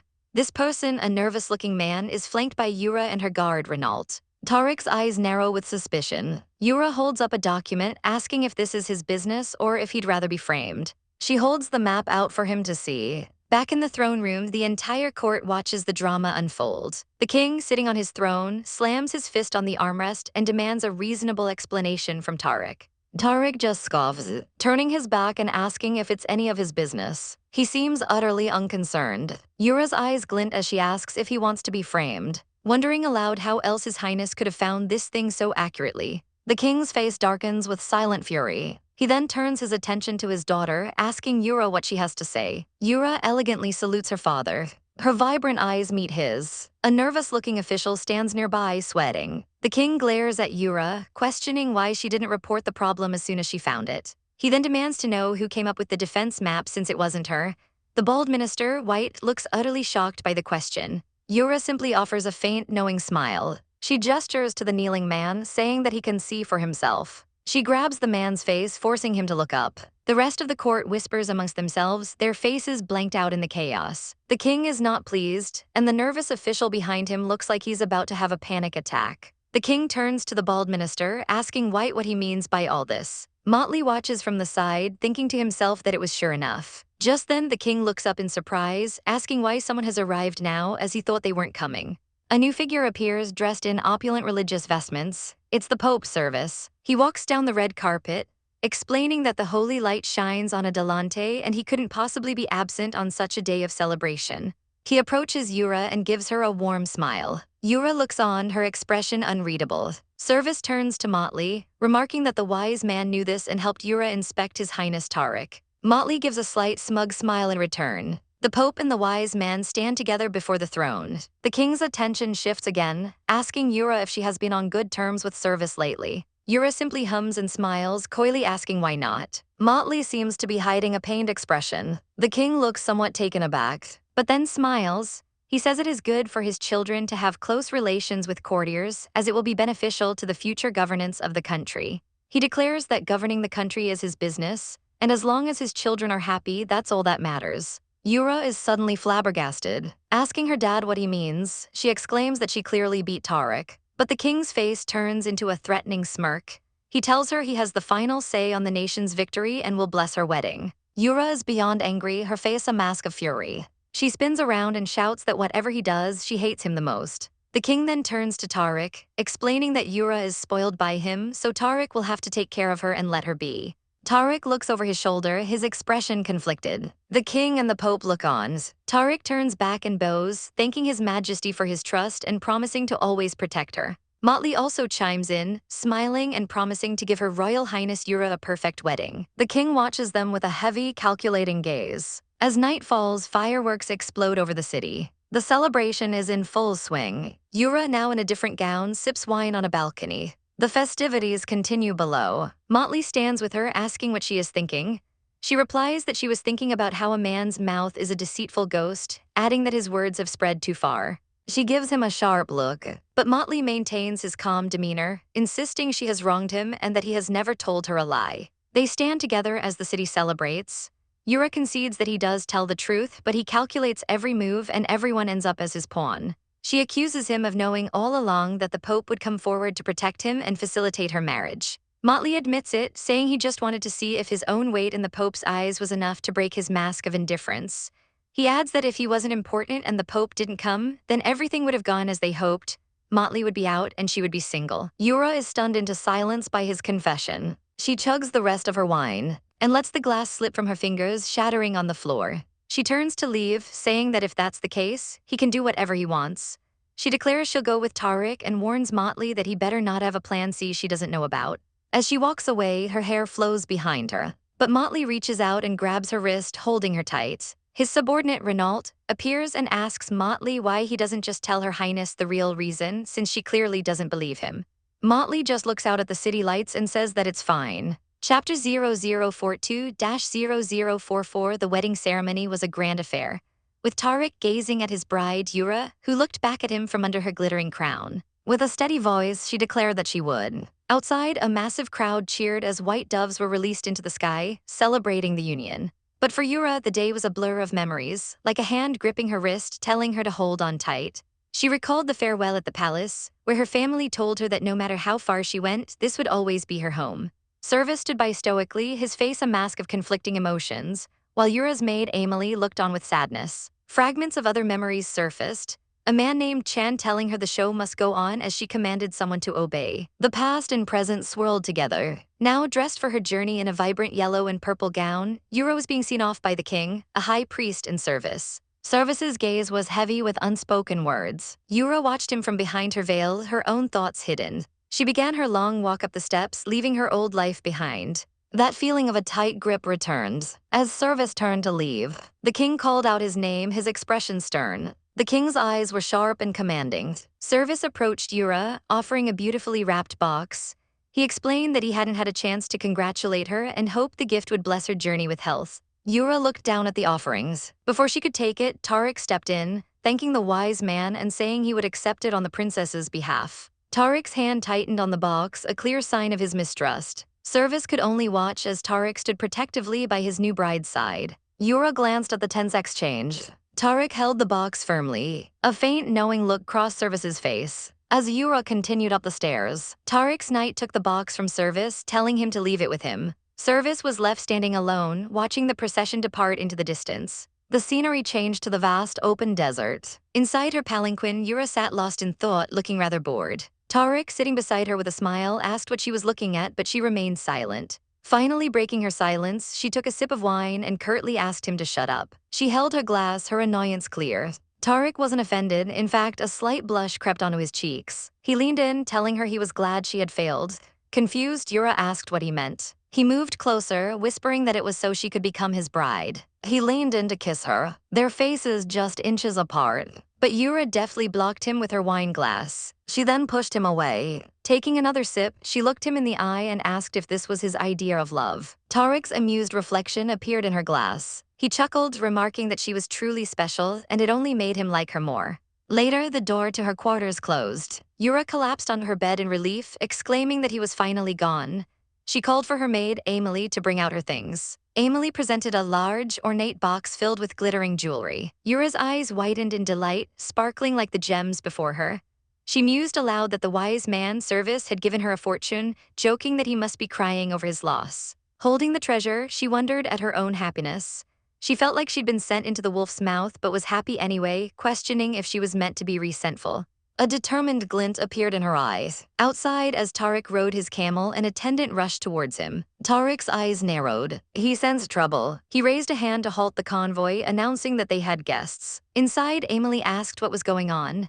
Yura peered out, saying she wasn't sure if they were friend or foe, but they should investigate. Her expression shifted to one of shock. Emily screamed her name in terror. A flash of a memory, or perhaps a premonition, showed Tariq's intense gaze and a hand raising a poisoned cup. On his camel, Tariq remarked that this was a rather grand send-off, hoping the scenery would at least make his wife smile. Suddenly, blood splattered across his vision. Hooded assassins swarmed the convoy. Their sacred elephant was struck down. A purple-haired man on a horse charged forward, leading the attack. Tariq roared at the attackers to get away from his wife. The purple-haired assassin sneered, telling Tariq not to worry, for they would meet again soon in the afterlife. The elephant cried out as it was struck by barbed weapons. Tariq fought back fiercely, then screamed in anguish for Pan Pan, the fallen elephant. The assassin's eyes were cold and merciless. He taunted Tariq, telling him to worry about himself first. Before lunging at him, the palanquin rocked violently. Inside, Yura held a frightened Emily, trying to reassure her.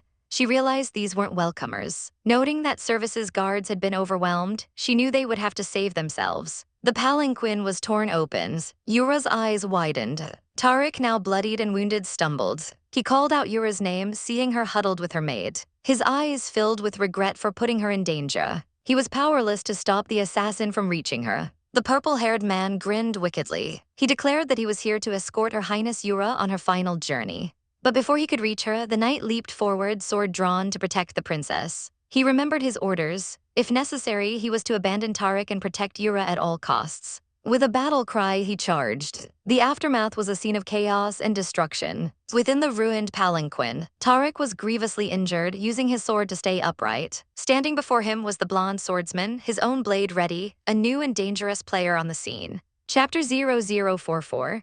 5-0046. Yi King stood with a confident smirk, asking aloud if the Pope had managed to find the evil god he supposedly had hidden in his house. The Pope, radiating a calm and holy light, replied with a gentle smile. He explained that Yi King's safety was paramount for the entire nation of Adalante, so naturally he couldn't be sloppy. Standing before the Grand Palace, Yi King simply asked how he planned to do that before offering a curt thank you. As he and his aide walked away, Yi King's pleasant demeanor vanished, replaced by a grim look. His gaze hardened, and he clenched his fist, glancing back at the figure of the Pope. The names Pope and Emperor swirled in his mind with dark intent. He abruptly told his aide they were leaving, declaring that he would find the person he was looking for himself. His eyes burned with determination. The memory of a pale hand resting on golden sand flashed through his mind. Suddenly, a voice announced that Group A was ready to go on stage. A hazy memory surfaced of shadowy figures, one asking where they were. Another voice, a girl's, resolved that she wanted to practice her dancing. Fragments of thought floated by: the cruel princess, Adalante, a sharp sword, and the back of a figure with long black hairs. The princess shot up in bed with a terrified scream. Her face was pale and covered in sweat as she looked around wildly, whispering for someone named Emily. Emily, a cheerful blonde woman, appeared by her bedside. She told the princess that they were in a car and that she and the other girl should rest, since they had just woken up. The princess sat in silence, facing her bandaged attendant. She looked down and asked in a small voice if Tariq was dead. The attendant could only offer a sad confirmation. The princess's hands gripped the sheets tightly. Tears streamed from her beautiful eyes as she covered her face, sobbing that she had killed him. The caravan continued its journey through the vast desert. Overcome with guilt, the princess cried that it was all her fault. If it weren't for her, he wouldn't have died. Her attendant tried to reason with her, reminding her that she had told Lord Renault to take Tariq away, but he had chosen to come back and block that fatal sword blow for her. The princess shook her head, insisting that she should have been the one to die. She lamented that if it weren't for her own life, she wouldn't have changed history, and he would never have died for her, nor would they be lost in this desert. The attendant shouted for her to stop. She begged the princess to look at her, saying that if it weren't for her highness, she herself would not be alive today. She didn't understand all this talk about history, but she knew the princess had saved Lord Renault and countless suffering people by opening a theater. Even running away now was an act to protect Adalante. The princess looked up, her face still streaked with tears. The attendant smiled gently, trying to convince her of her own goodness. The princess reached out, holding onto her attendant's arm for support. She then stood and walked towards the curtain of the wagon, leaving her attendant to wonder anxiously what she should do. Meanwhile, the sound of galloping hooves echoed across the dunes. Yi King rode his horse with furious speed. Finally spotting his men resting in the sand, he pulled his horse to a sharp halt, demanding to know what had happened to Yura. His dark-haired officer reported that they had lost her during an assassin's pursuit. Enraged, Yi King whipped the man's horse, sending the officer tumbling to the ground. He roared that he was a waste. Scrambling, the officer explained that Emily had taken the princess and fled east, urging him to find them quickly because her highness was in a terrible state. Yi King's anger instantly turned to alarm as he asked if she was injured. The officer looked down, ashamed, and said she had witnessed someone die to protect her, wearing the expression of a terrified new recruit on a battlefield. Yi King's face became a mask of grim determination. Just then, another rider approached. A blonde messenger rode up frantically, announcing that Xiping had declared war.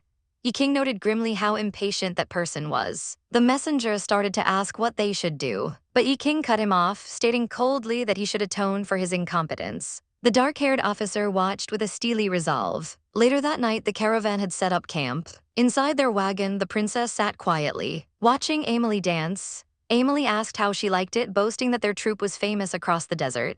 The princess managed a small, sad smile, agreeing that it was great, happy dancing. Emily spun around, saying she believed music could erase any suffering. The princess watched thoughtfully, her gaze shifting to the campfire outside. She saw her bandaged attendant dancing with the others, laughing freely under the full moon. A flash of Yi King's face crossed her mind. Though tears still clung to her lashes, a new light entered her eyes. Emily paused, telling her it was time to move forward. With a newfound radiant smile, the princess asked if she could join them. Chapter 0047-0049. In a dimly lit cavern, a lone figure sits, clapping along to the music as two women dance gracefully. A woman named Emily approaches, asking her highness for her orders. The purple-haired woman Yura tells Emily not to call her that and asks if she's having fun.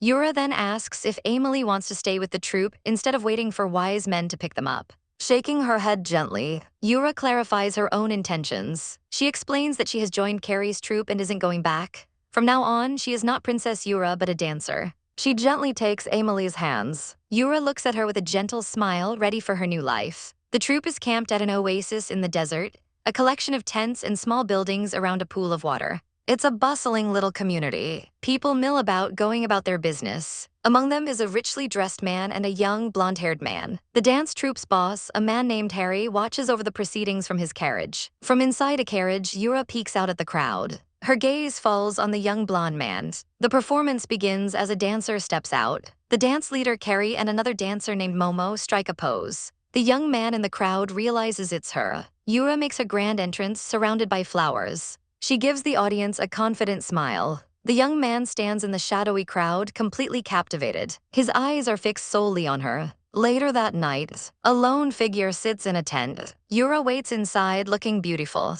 Suddenly, someone peeks into her tent. The young man, Luo Shang, apologizes for bothering her. He introduces himself as being from the Qianlong Kingdom caravan. Yura greets him and asks if she can help.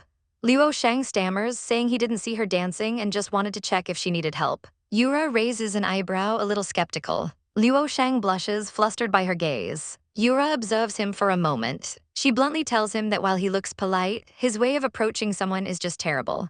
Luo Shang panics, waving his hands and admitting he was being abrupt. He clenches his fist, then recites a poem about a beautiful, graceful person in the wild. Yura looks surprised by the sudden poetry recital. Luo Shang peeks at her reaction, still blushing. A bystander notes that things are getting interesting. Luo Shang looks completely smitten. He sighs, feeling a bit defeated. Yura turns to him with a sly smile, asking if he wants to watch her dance, telling him not to blink. Luo Shang is taken aback. She flashes a charming smile. Yura begins a graceful dance, her movements fluid and captivating. She holds a red rose in her mouth, her eyes locked on her audience. Luo Shang watches, completely mesmerized. He recognizes the dance as Luoshan Fu. He's utterly spellbound by her performance. The dance is breathtaking. As she finishes, Luo Shang applauds enthusiastically. The entire crowd is captivated by her performance. Harry, the troop leader, happily collects a plate full of gold coins. After the show, Carrie approaches Yura. She teases Yura, saying everyone's eyes were on her and wishes her a happy night, giving a suggestive wink. Yura turns to find Luo Shang still standing there looking dazed. She asks why he hasn't left yet since he's already seen the dance. Luo Shang just stammers. Getting impatient, Yura says she'll leave if he won't say anything. Luo Shang quickly grabs her hand, telling her to wait. Yura looks at him, surprised by the sudden contact. He holds her hand firmly. Flustered, Luo Shang apologizes profusely, saying it wasn't his intention. Yura pulls away, telling him to leave her alone and that she's leaving. She returns to her tent.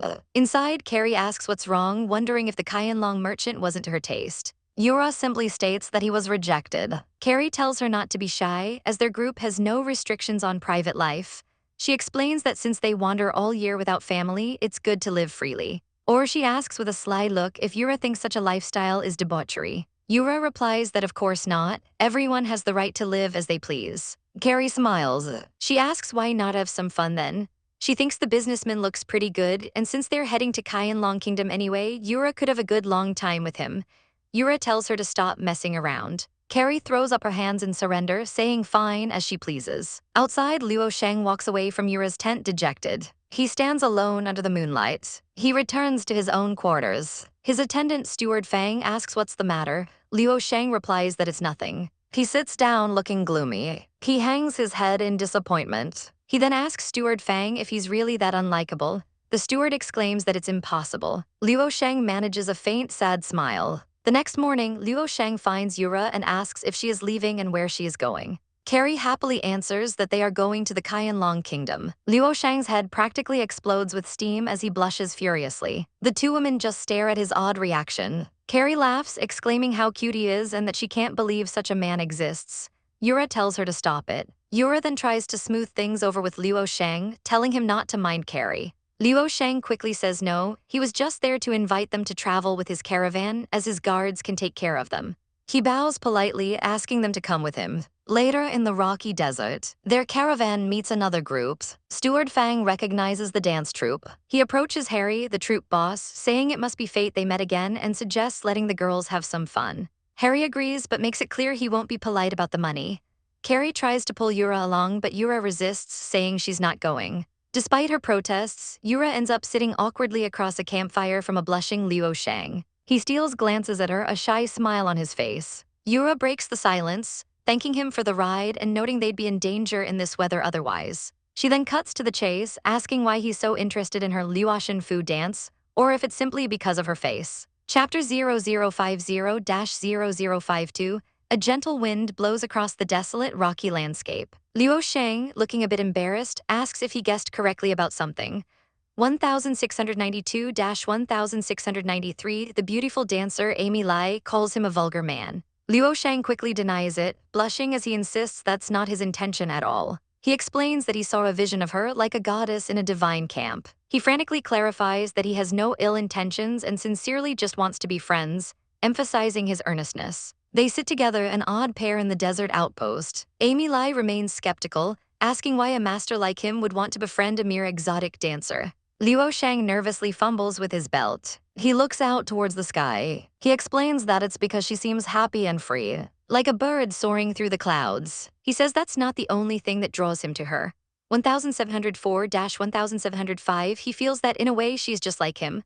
1706-1707, he points towards the horizon, telling her that over there is the Qianlong Kingdom. 1708-1709, he begins to tell her his story. He comes from a large family and was their only son. 1711-1712. After his father died shortly after he was born, he became the nominal head of the family, but his mother and her relatives held the real power. This year, his mother brought home a 7-year-old boy. She wanted him to give up his position for this new child.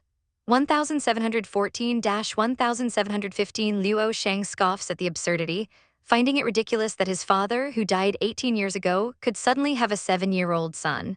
Amy Lai is aghast, unable to believe that people would accept such an outrageous lie. Luo Shang just smiles. He tells her he was actually relieved because it meant he was finally free from his family's clutches. As they sit by the campfire, he finishes his story. He tells her that while he doesn't know her story, he feels they are very similar. He advises her to hold on.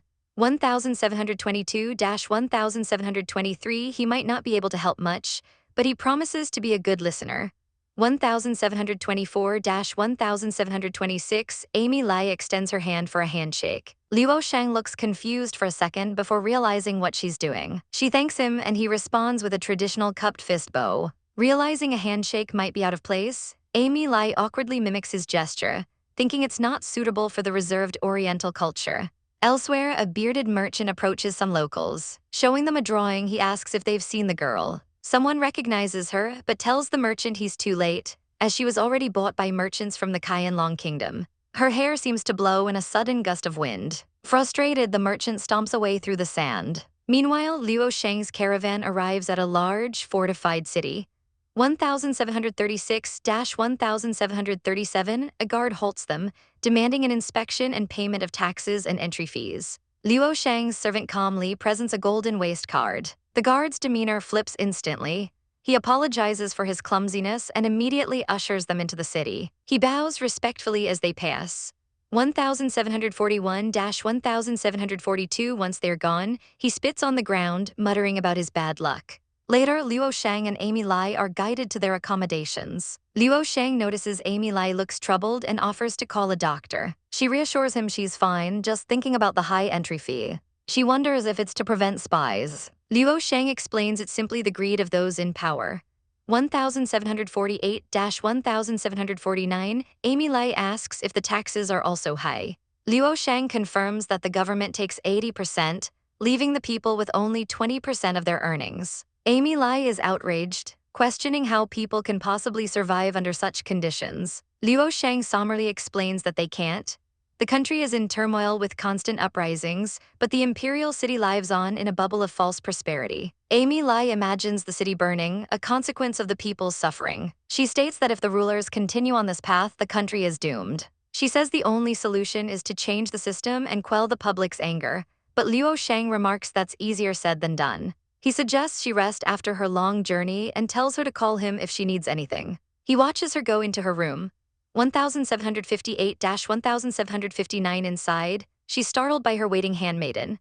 1670-1761. The handmaiden playfully teases her, saying that everyone around them can see her budding relationship with the wise man and gives their blessing. Amy Lai blushes furiously. She denies it, retorting that if he were really interested in her, he wouldn't have nearly gotten her killed.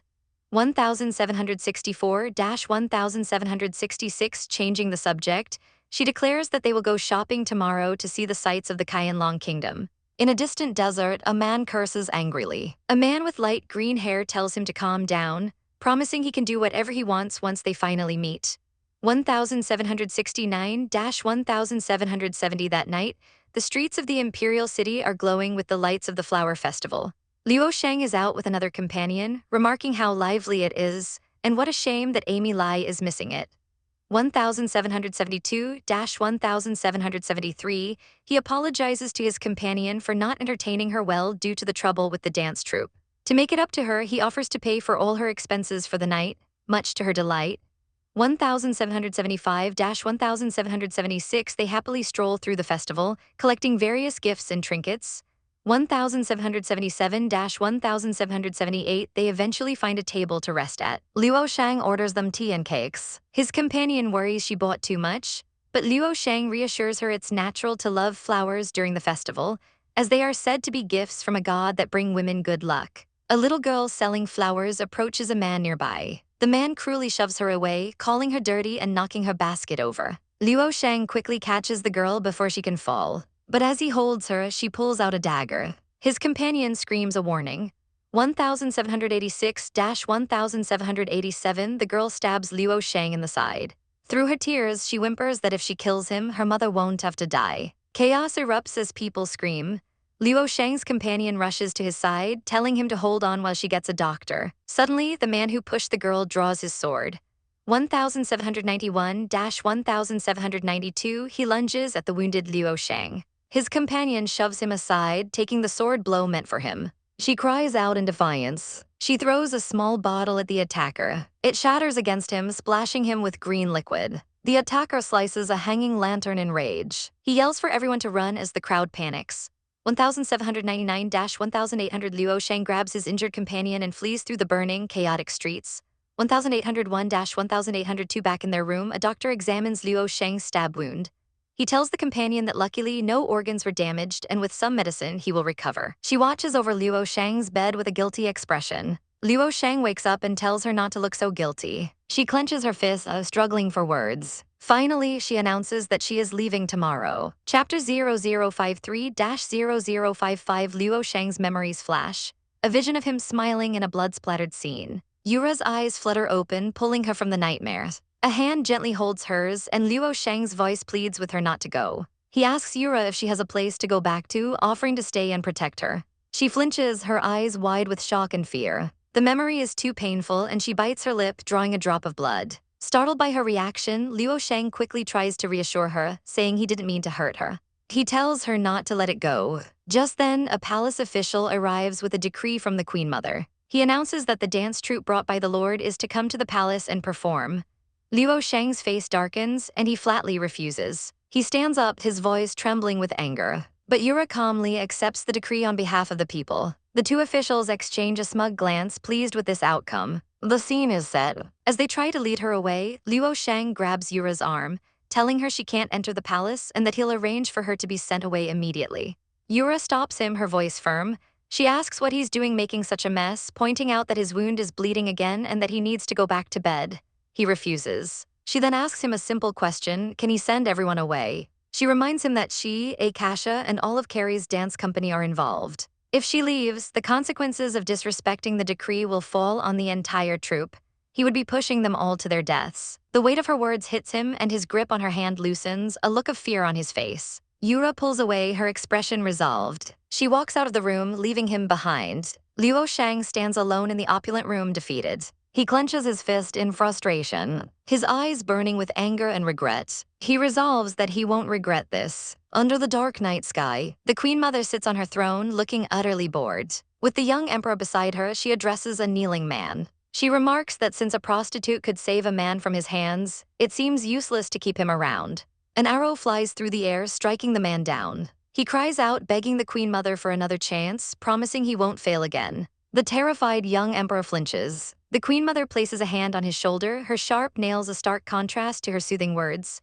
She tells him not to be afraid. As long as he is obedient, she won't criticize him. Elsewhere, Akasha whispers to Yura that their runaway emperor is heading back to the palace.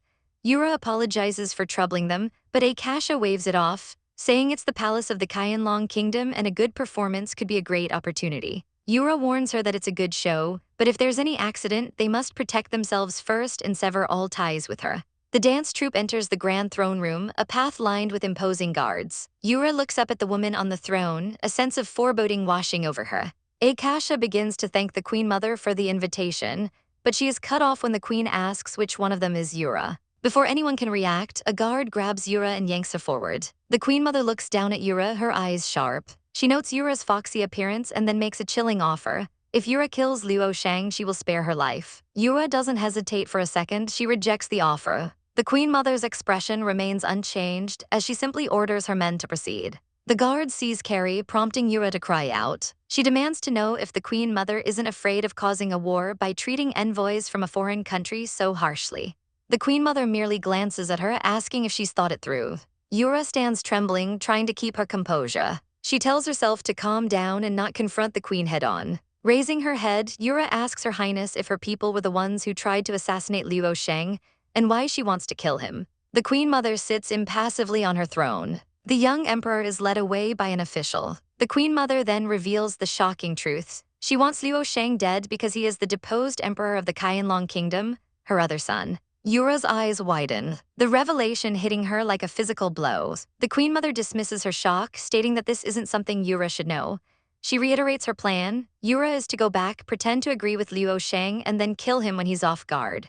Carrie looks at Yura with pleading eyes. Yura turns her head, a steely determination settling in. She thinks of how she has troubled Liu Shang. She declares that she refuses, because even if she killed Liu Shang, the Queen Mother would never let them go.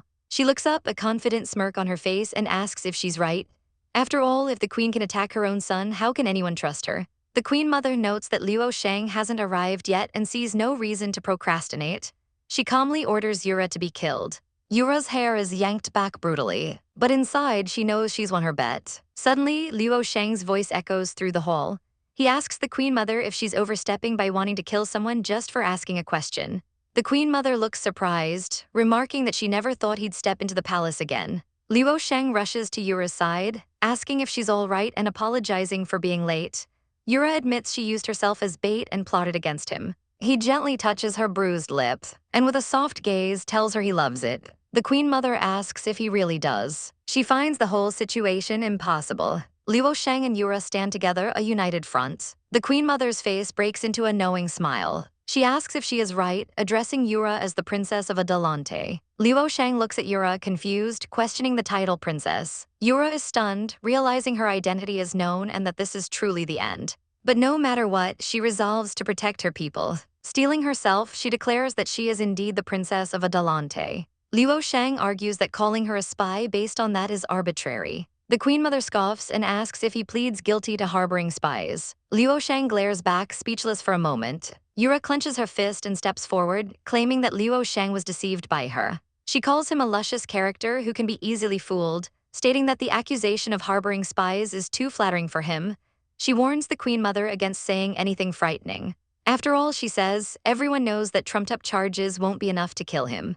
Both Carrie and Liu Shang look on in shock. Yura then proposes a deal, one that will not only make Liu Shang uncomfortable but also surpass his reputation. The Queen Mother raises an eyebrow, intrigued. Later, outside the palace, Liu Shang's troop is being escorted out. He orders them to be sent out of town immediately. Carrie runs to him, frantically explaining that what Yura said was just to protect them and begging him to save her. She continues to plead with Lord Liu Shang. His attendant asks what they should do now. In a dark, cold dungeon, Yura is suspended by her wrists, her body covered in bloody whip marks. The Queen Mother stands before her, admitting that she underestimated Yura's stubbornness. She orders the guard to keep playing. The whip cracks again. Yura cries out in pain but forces herself to endure, telling herself it won't hurt for much longer. A defiant smile plays on her blood-stained lips. A brief memory surfaces of a man with teal hair. Finally fed up, the Queen Mother declares that Yura's wish will be fulfilled. She orders her to be taken to Keishaku and executed. Yura is marched through the city gates. Word spreads quickly through the bustling streets. Two men gossip about the Empress Dowager catching a beautiful foreign spy who is about to be executed, one of them lamenting what a pity it is. Nearby, a man with striking teal hair catches their words. He approaches them gracefully and asks where this spy they mention came from. The men tell him she seems to be from a place called Adalante. The name changes everything. The man's gentle demeanor vanishes, replaced by a fierce urgency. He leaps onto his horse and gallops through the crowd, his voice filled with desperation as he calls out Yura's name. Chapter 0056-0058. A crowd gathered as a town crier announced that spies planning a coup had been captured. He praised the Empress Dowager's wisdom, declaring the spies would be executed today as a warning. Inside a wooden cage, a bruised and bloodied Yura looked out at the hostile faces. The people muttered among themselves, wondering how many would die in a coup and expressing shock that His Majesty Liu Shang could be involved. Vegetables and insults were hurled at the cage as the crowd screamed for the spy to die. Yura's arms were bound tightly with thick rope, her white sleeves stained with blood. She was then hoisted up by her wrists, her whole body aching from the wounds, and she hissed in pain. The official charge was read. Yura was the spy who had charmed the deposed emperor and brought chaos to the imperial city. Her eyes, a swirl of colors, widened in shock. She closed them, bracing for the inevitable. Suddenly, a blade flashed. It moved with incredible speed. A man on horseback sliced through the rope holding her suspended, while below, the deposed emperor Liu Shang drew his bow. As he aimed, Yura looked up, recognizing her unlikely savior. A man in an official's robe, General Zhu, shouted to the crowd not to be fooled by the Queen Mother, revealing that this was not a spy but Eula, the consort princess of Adalante. Luo Shang then addressed the people, accusing the Queen Mother of corrupting the court with her collection of beauties, leaving the common folk in misery. He yelled that now she was even trying to put his own wife to death. Yura, still hanging there, just looked completely bewildered by the wife comment. Luo Shang proclaimed that even as a deposed emperor, he wouldn't let the dynasty's foundation be destroyed by thieves. He rallied his soldiers, crying out that they were fighting for the Qing dynasty. The battle erupted as his men charged the platform. But before they could reach her, General Zhu grabbed Yura, holding a sword to her throat and ordering them to stop. Luo Shang faced him down, offering to forgive everything if General Zhu would just let the imperial concubine go. His hand tightened into a determined fist. His eyes were sharp with resolve. At his signal, another of his men cut a different prisoner free. Seeing his chance was lost, General Zhu shoved Yura away. He then raised his sword to strike her down. Yura felt a sense of bitter irony. What a joke, she thought. She had thought she might survive, but now this. The blade descended. She wondered why it had to end this way. The sword cut deep into her back. Her body fell forward. But just as she fell, a spear flew through the air, striking General Zhu down. It was Luo Shang. He then thanked the chivalrous warriors who had appeared, asking them to hand over the imperial concubine to him. But Yura hadn't hit the ground. She had been caught by a man with long mint green hair. Yura looked up at her rescuer, her voice weak. The man's green eyes were fixed on her. He gently brushed the blood from her cheek. Luo Shang called out, asking Yura who this knight was. Ignoring him, the man wrapped a large cloak around her. He swept her up into his arms. Yura, startled, asked what he was doing. His gaze was resolute. Luo Shang could only watch, a look of pained confusion on his face. The mysterious man carried Yura to a horse and galloped away. Luo Shang yelled her name, trying to give chase, but one of his subordinates held him back, reminding him the soldiers needed their leader. The fighting raged on. The subordinate held his emperor's hand firmly. Luo Shang had no choice but to entrust the pursuit to his men, ordering them to rescue Yura at all costs. The green-haired man arrived at a quiet inn. He carried Yura inside, her demanding that he let her go. A young maid watched them pass. He simply put a finger to his lips, shushing her with a smirk. The maid blushed bright red. He kicked the door to their room shut. The maid couldn't resist peeking through the sliding door. Inside, the man held Yura, remarking on how injured she was yet still struggling. He asked sarcastically if being an imperial concubine made her so happy that she'd forgotten him. Yura retorted, asking why she should know a scumbag like him. He looked genuinely hurt, saying her words saddened him after he'd come all this way to save her. He gently turned her to inspect her wounds, asking if she had been whipped. His fingers traced the cuts on her face. His expression turned vicious for a moment. Yura looked away from his intense gaze. He knelt, telling her that seeing Luo Shang's boyish face would break her brain. Blushing, she snapped that it was none of his business. Just then, a voice called from outside, asking if Master Yura was there and saying His Majesty was worried. Yura realized it was the men Luo Shang had sent. Before she could answer, the man forced a pill into her mouth, telling her it was poison. He warned her to be obedient or she would never speak again. He pulled her into an embrace and leaped out of the building onto the roof. Down below, Luo Shang's men continued their search, calling Yura's name. One of them thought he heard a voice and told the others to follow. The little maid watched them go, trembling. She stood frozen in the doorway, terrified. The man thought to himself that he'd already found what he was looking for. Back at the city walls, Luo Shang stood with his army. A scout's report made his eyes go wide with horror. He screamed that it was impossible. He couldn't believe the man who saved her would then kill her. A soldier reported that a woman's body was found hanging on the outer wall and that their men fought hard to retrieve it. The news was too much for Luo Shang. He collapsed into his subordinate's arms. In his grief, he swore vengeance on the Empress Dowager and Feng. He rose, his sorrow turned to rage, and urged his men forward for the sake of the Qing dynasty. His subordinate watched with grim determination. The call to kill echoed through the imperial palace. Far from the fighting, the green-haired man brought Yura through a window into a safe room. He laid her down gently, telling her they would rest here and leave town after dark. He offered her a cup of water, but she refused, saying she would not go. He asked calmly if she no longer wanted the antidote. Yura shot back that even if she survives this time, what about the next? He looked at her with an unreadable expression. He told her not to make trouble and promised there would be no next time. He urged her to drink, take her medicine, and sleep. He gently asked if she was all right. She exploded, yelling that she had nothing to worry about, sarcastically calling him Mr. Wise Man. She accused him of fooling her from the start with his hypocrisy, making her obey his plans to die. She asked why he was pretending to care now, hadn't he fooled her enough? She bitterly recalled how he had spoken of cooperation and common interests, but it was all for himself, and she was just a pawn in his game. Tears streamed from her eyes as she asked if he was secretly gloating, thinking a few sweet words would win her back. He just stared at her silently. Yura let out a small, bitter laugh. She declared that she didn't want this life anymore, saying any other death would be more enjoyable. In an instant, he pulled her into a tight hug and apologized. Yura was stunned into silence. She finally called him an asshole. She struggled in his arms, screaming that sorry was useless and he was an asshole, the worst bastard ever. He was the worst bastard ever. He just closed his eyes and held her tighter. Her blood stained his pristine white shirt. He didn't let go. After a long moment, he said the supplies he'd gathered would be enough to get them to the next point. He smiled faintly and told her it was time to go. He looked down, a strange fondness in his eyes. Holding the now sleeping Yura, he murmured that he believed they had reached a consensus.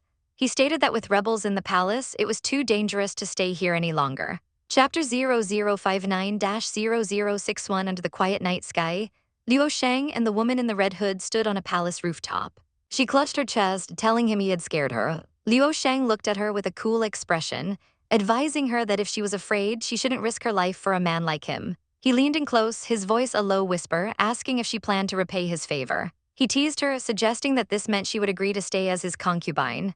The woman, completely flustered, shouted that she absolutely would not and told him to get up. He pulled back, explaining he was just afraid she was too foolish and might be used by someone. He mused that a gentle person like Liu Sheng could become a wise king of a generation. The woman looked at him, her eyes wide, and affirmed that this was a real possibility. Liu Sheng's gaze hardened. He warned her that the same people who could fake a corpse convincing enough to fool him could also make her disappear forever, but he encouraged her to always try. With a defiant look, she simply challenged him to try it. From their perch, they could see guards patrolling below. Liu Sheng noted that the patrols were too dense, and this was as far as they could go. The woman assured him it was no problem, as this was the main hole and she had a solution. She sat down, ready to put her plan into action. To her absolute horror, she discovered another layer of tiles beneath the first. She internally screamed that this was nothing like what she'd seen on TV. The shows were all wrong. The noise she made startled Liu Sheng, who turned to ask what was wrong. He urged her to hurry, as the patrols would be back soon and they couldn't stop for long. The woman closed her eyes, focusing. She visualized the layout below them, the dragon chair flanked by lighting windows on both sides. She decided she needed a hand. She whispered a small prayer that she would make it out alive. And with a loud crash, they both fell right through the roofs. Their dramatic entrance sent echoes through the hall, immediately alerting the guards. One of the guards yelled out, demanding to know who was there. Another shouted that someone had sneaked in and ordered the others to give chase. They managed to escape into the nearby woods. Both Liu Sheng and the woman were panting, trying to catch their breaths. The woman suddenly burst into laughter, remarking on how embarrassing their escape had been. Wiping a smudge of dirt from her face, she asked why he was still laughing and for whose sake she had just made such a fool of herself. Liu Sheng just gave her an unimpressed, deadpan stare. Still giggling, she said she would do her best to follow Destiny's plan and hoped he had seen the message she left. A vision flashed before her eyes. Emperor Shang bringing order to the world by killing the demon empress, cheered on by his people. Her eyes widened in shock as she wondered if this was Liu Sheng's doing. Liu Sheng's voice cut through her thoughts. He explained that this was power. He gently covered her eyes with his hand. He told her that power drives people crazy, and those who can't control it are eventually consumed by it. She murmured that Liu Sheng was so gentle, though. He asked her if he was the right person for it. She answered without hesitation, saying yes, he was someone who wouldn't be corrupted by power and truly wanted to change the country. Images of a decadent, corrupt court filled her mind, all stemming from a single powerful book. Tears streamed down her face. Liu Sheng softly told her it was time to go back. With renewed determination, she agreed, declaring that they would return to Adalante. Later, they traveled by carriage. The woman peeked out from behind the curtains. Liu Sheng told her it wasn't a good idea for her to show her face right now, suggesting she rest in town for a while. She wondered why a town so close to the capital city was so deserted, just as Liu Sheng announced their arrival. They stopped at a rustic inn, where Liu Sheng said they would rest and wait for their allies to arrive. They headed inside. The woman looked around, remarking that this place didn't seem like his style and bluntly asked if he was broke. She playfully offered to go out and earn some money to support him. In a swift move, he pulled her into his arms. He held her close, a playful grin on his face. She relented, saying she would listen to him. Looking up at him, she asked for his promise that he wouldn't lie to her. He smiled warmly and assured her he certainly would not. They walked up the stairs of the inn. Luo Sheng pointed out the guest room, telling her to use it as she liked, then instructed a blonde woman named Emily to prepare food before excusing himself. In his own room, a desk was laid out with paper and a pen. A moment later, a large bird flew through the open window, delivering a message. The message concerned a town with prominent windmills. Luo Shang's eyes narrowed as he read it. Emily's voice came from the hallway, informing her lord that it was time to eat. He simply replied that he knew. Downstairs, an argument had erupted. The woman was confronting Emily, angrily demanding she repeat what she just said. Her eyes blazed with fury. Luo Shang appeared at the top of the stairs, his expression grim. Emily looked down, too frightened to meet anyone's gaze. Luo Shang turned his back on them. The woman struggled against his grip, telling him he was a liar and this wasn't his fault. He held her firmly, reminding her that the Pope's men were the ones who killed Tariq. He explained that King Xiping wants her, and it's all part of a conspiracy that has nothing to do with him, which he would handle. She yelled back, asking if his solution was just to hide and keep her hidden. He tried to calm her, saying he would end the war soon and she didn't need to take any risks. She retorted that handing her over would be the fastest way to end it. She warned that if certain letters were sent to the general, everyone would die. Just then, two people arrived.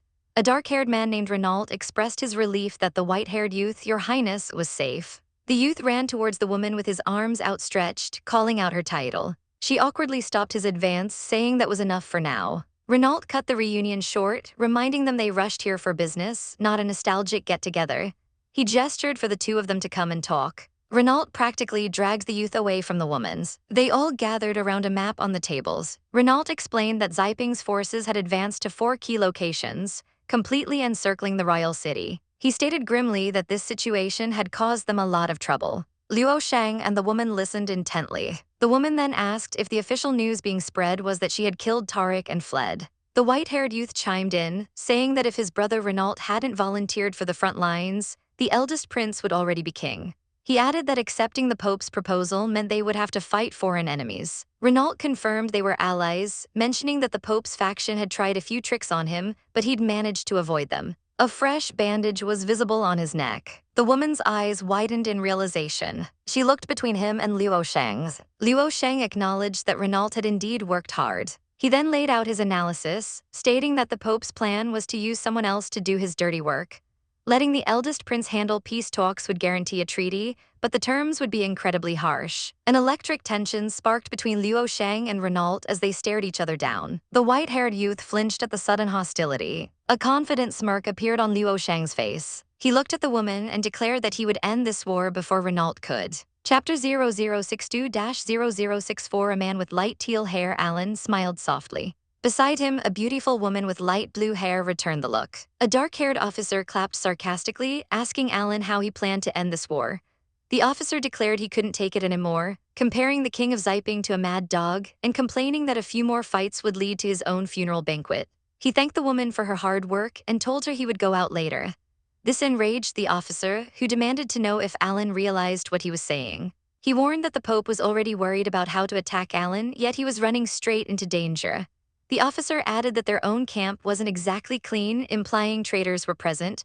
The woman looked shocked by this news. But Alan simply turned away out of sight. The woman asked if he was avoiding her. A memory surfaced of another woman explaining the situation. The king of Xiping had personally marched his army, demanding the murder of his son, Prince Tariq. The woman in the memory revealed with wide eyes that the murderer the king sought was her, the hidden princess. The blue-haired woman's eyes narrowed in understanding. She realized Alan had willfully ignored this danger, choosing to risk himself for her. Thinking his gesture was a bit overkill, she announced she had a proposal. The officer immediately shot it down, saying he disagreed before she even said a word. Alan also refused, telling her he would handle Xiping's affairs and that she just needed to prepare to return to Wengcheng. She leaned forward with a smile, playfully asking what he would do if she proposed marriage. Alan was stunned speechless. The other two men at the table were equally shocked. She leaned closer, her lips near his ear, and asked if he was rejecting her too. A confused "huh" was all Alan could manage. She pulled back, laughing, and said it was just a joke, leaving Alan utterly flustered. Her expression turned serious. She told Alan that she hated war and the smell of gunpowder. Looking out at the smoldering city, she lamented the conflict. She hated how innocent people became victims in the games of power. She knew that, given time, Alan could find a way to end the war safely. But while she could wait, the people couldn't. She declared her intention to go to the Ziping state camp to see Tariq's father and explain everything herself. At the camp's entrance, guards ordered a carriage to stop. An old man with long white hair emerged, explaining to the military lord that they were a wandering dance troupe hoping to ask for some supplies. A guard angrily shoved the old man to the ground, yelling at him for daring to beg at the barracks. The old man pleaded, explaining that with wars everywhere, they couldn't survive without help. A more senior red-bearded guard drew his sword, sneering that if the old man couldn't survive, he'd give him a ride. The old man begged for forgiveness. Suddenly, a young woman with blonde hair rushed forward, crying out for her dad. She begged the lord for a chance, offering to dance and drink with them in exchange for food. The guard's attention was immediately captured by her beauty. The other dancers swarmed the red-bearded guard, pleading that they would do anything. From the side, the old man stood up, and beside him, a figure in a red hood smiled slyly. The blonde dancer looked on with wide eyes. A mustached commander with a greedy smile asked the beautiful lady what the matter was. She clasped her hands and explained that they were wandering dancers who wanted to exchange a performance for food, asking for his care. The commander stroked his chin, considering the offer. The dancers continued to plead, promising to do anything. A sly look crossed the commander's face as he finally agreed. Laughing, he said, "Let's go," putting his arm around one of the dancers. He assured them it was fine, as His Majesty loved the army like a son. As they walked, the commander noticed the figure in the red hood. His eyes narrowed suspiciously. A lecherous grin spread across his face. He had realized what she was, an elf. He immediately ordered one of his men to go report to His Majesty. But the soldier was stopped by a younger, blonde-haired guard. His golden eyes were sharp and focused. Inside a tent, the ordeal was over. The blonde dancer, Eula, let out a sigh of relief. But the woman in the red hood scolded her, calling her too brave and saying she was almost spotted by that old pervert. She fretted that if Eula had been taken advantage of, someone would tear her apart. Eula looked away, annoyed, muttering that she regretted being on her side. The hooded woman apologized, admitting she was wrong and promising to be more careful, stating that they would never joke about Eula's safety. In a flashback, the woman, now revealed as the hidden princess, recalled her decision to meet the king of Ziping and tell him the truth. Alan had vehemently refused, declaring he wouldn't let her use herself as a bargaining chip. She had explained that she wasn't seeking death and wouldn't meet the king as a murder suspect. She planned to meet others first to assess the situation, fearing the king would kill her on sight in a fit of rage. Alan, still panicked, insisted it was too dangerous. He was clearly distraught. She had tried to reassure him, telling him to believe in her, as she had more important things to live for. She had a method, she promised, one that was absolutely safe. Her plan involved disguising Eula as a dancer. Eula had looked up, surprised, questioning if it was really her. Back in the present, the dancers performed around a massive bonfire as soldiers watched and cheered. The mustached commander sat with the young, blonde-haired guard, enjoying the entertainment. Eula and the other dancers moved gracefully in the firelight. The soldiers were captivated. Eula smiled as she danced. The commander laughed heartily, saying the performance was really good. A soldier approached the young guard and reported that one of the dancers was missing. The commander told him to go, and the young guard announced he would check it out. In the shadows, away from the cheering crowd, the hooded woman moved stealthily. She slipped past a tent flap. She looked around and muttered that sure enough it wasn't there. Deciding to take a gamble, she resolved to go to the main tent. Eula, still dancing, noticed her companion's move. She knew what was happening. As another dancer grabbed her to keep the performance going and draw attention, she told Eula to give it to her. A swift exchange was made. A small object was passed. The dance continued seamlessly. The hooded woman pressed on, her face set with determination. She took a deep breath. Suddenly, someone blocked her path. It was the young blonde guard, his golden eyes fixed on her. Damn, she thought she'd been caught. Putting on an act, she apologized, claiming she was just so hungry she had to find something to eat. The young guard's expression remained stern and unimpressed. She was quickly surrounded by soldiers. A deep voice from inside the main tent commanded them to let her in. The young guard escorted her forward, his hand on her arm. He let her pass into the tent. The woman kept her composure, her face calm as she walked inside. Her hand tightened into a fist. On a makeshift throne sat the king of Ziping, his face partially obscured. The target quest was acquired. With a piercing gaze from his red eyes, the king looked up. The main event was about to begin. Chapter 0065-0067. Inside a lavish tent, the protagonist, cloaked and hooded, approached a formidable bearded man sitting alone at a long table. The commander of Ziping didn't even look up, waving a dismissive hand and stating that he didn't need any service here. He told them to go serve the others and not to wander around. The protagonist paused, realizing with some surprise that he'd mistaken them for a dancer looking for a client. Playing along, they quickly apologized, claiming to be terribly hungry. They explained that they saw his big tent and wanted to try their luck. The commander simply glared. His stare was intense and unsettling. The protagonist put on a pitiful expression, looking quite helpless. They explained that they hadn't eaten in a day and a half and couldn't get any food. Sighing, the commander pointed towards another table laden with food and told them to take it and eat. The protagonist looked over at the spread, surprised by his generosity. The commander looked at the meals with a heavy heart. Feeling the tense atmosphere, the protagonist gripped the fabric of their cloak. They cautiously asked if His Excellency was in a bad mood. Trying to be helpful, they offered to dance or sing to make him happy. The commander shut that down with a simple no, telling them to take the food out and share it. The protagonist remained standing, unsure what to do next. Wringing their hands, they tried a different approach, mentioning a saying from their hometown about how talking about your troubles makes you feel better. The commander's red eye flashed with sudden anger. The protagonist was instantly terrified by the shift in his mood. They stammered an apology, but the commander had figured it out. He asked if they were a lobbyist sent by Service. Their eyes met in a tense silence. The commander told them to go back and tell Service he didn't care how he fought. He demanded the murderer be handed over, or the whole of Adalante would be buried with his son. The air crackled with hostility. The protagonist's demeanor changed completely.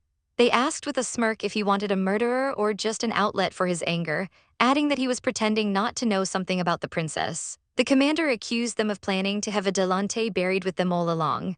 The protagonist shot back that he knew perfectly well how much of this was for his son, Tariq, and how much was for his own ambition. Enraged, the commander slammed his fist on the armrest of his chair. The protagonist raised their voice, questioning if millions of other sons had to die just because he lost his. They asked if he wanted his son Tariq to be charged with crimes even after death. As they spoke, a thin line of blood trickled from their eye from the strain. The commander's eyes widened in fury. He drew his sword and pointed it directly at the protagonist's throat. Later, a carriage rumbled away from the military camp. Two guards watched it depart down the path. The wheels turned, carrying its occupants away. Inside, a dancer asked her companion if she was all right.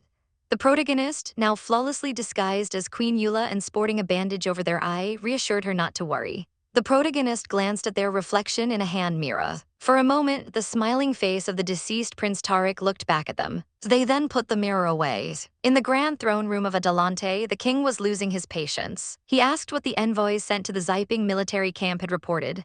Getting no satisfactory answer, he threw a scroll in disgust, calling the young prince a waste. The prince meekly addressed his father, who demanded to know what he had to say. The other nobles whispered amongst themselves, warning each other not to look up at the furious king. The king looked torn. The Pope stepped forward, counseling that the overall situation was the most important thing. The prince agreed, mentioning a stable situation in exchange for 100 innocent lives. Suddenly, the grand doors swung open. Queen Eula entered, flanked by Service and another man, coolly remarking on the Pope's kindness. The purple-haired officer was stunned. He shouted Eula's name, demanding to know how she dared to return. Eula simply approached the throne. She told the king that after listening to one-sided opinions for so long, perhaps it was time to listen to hers. With a calm expression, she added that it's normal to be deceived after hearing so much slander. The king listened intently. Eula declared she would say nothing more, but would instead show him the evidence. She presented the dancer and her elderly companion. The purple-haired officer was visibly shocked. He couldn't comprehend what was happening.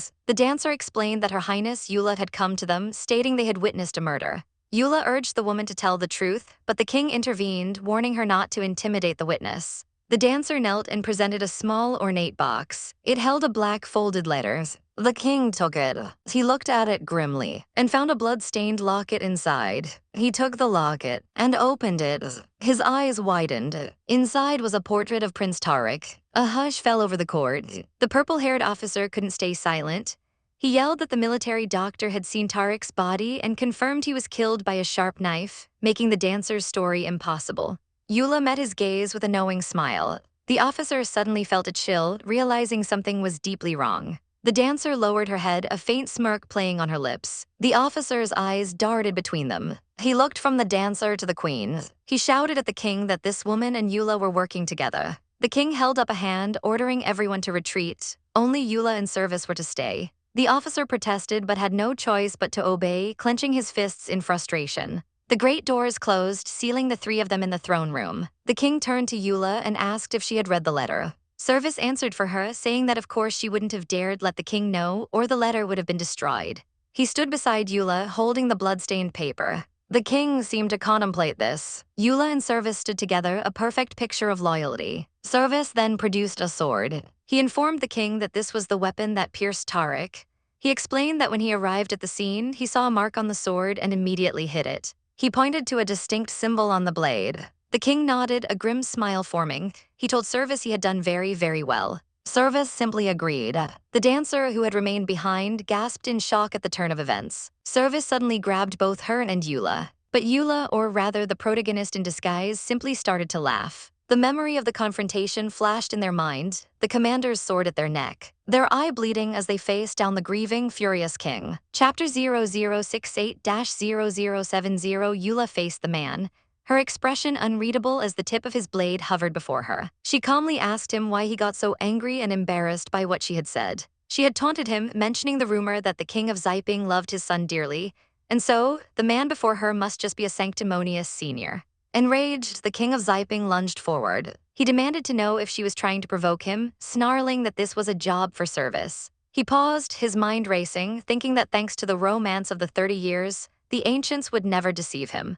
Eula looked genuinely baffled, claiming she had no idea what he was talking about. The king of Xiping's eyes narrowed with suspicion as he accused her of being sent by Service to force him to choose a side. He reasoned that if he killed her, he would be firmly on the opposite side of Service, but if he didn't, he would pay a hefty price.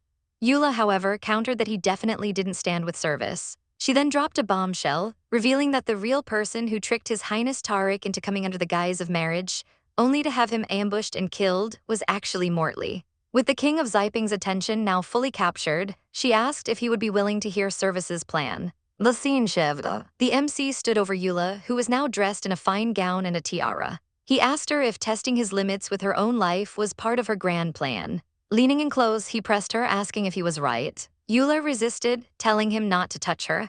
She insisted the only reason he cared was because he thought she belonged to him and didn't want to ruin their relationship.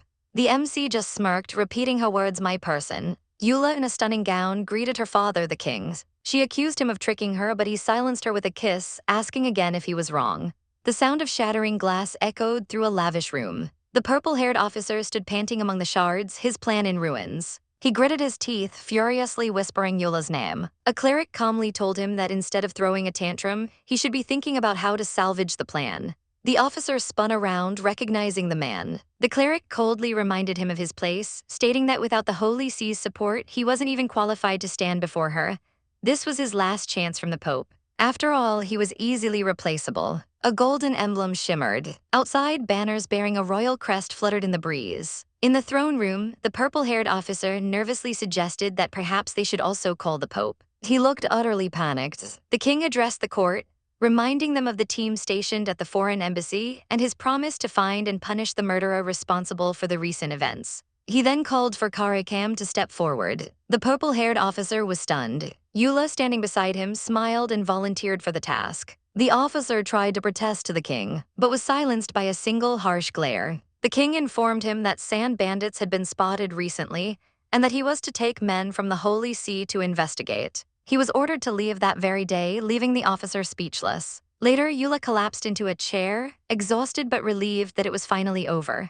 She asked the MC about the result of his cooperation with the king of Xiping. The MC explained that the king agreed, on the condition that everyone involved in Tariq's death would be executed by the monitoring team.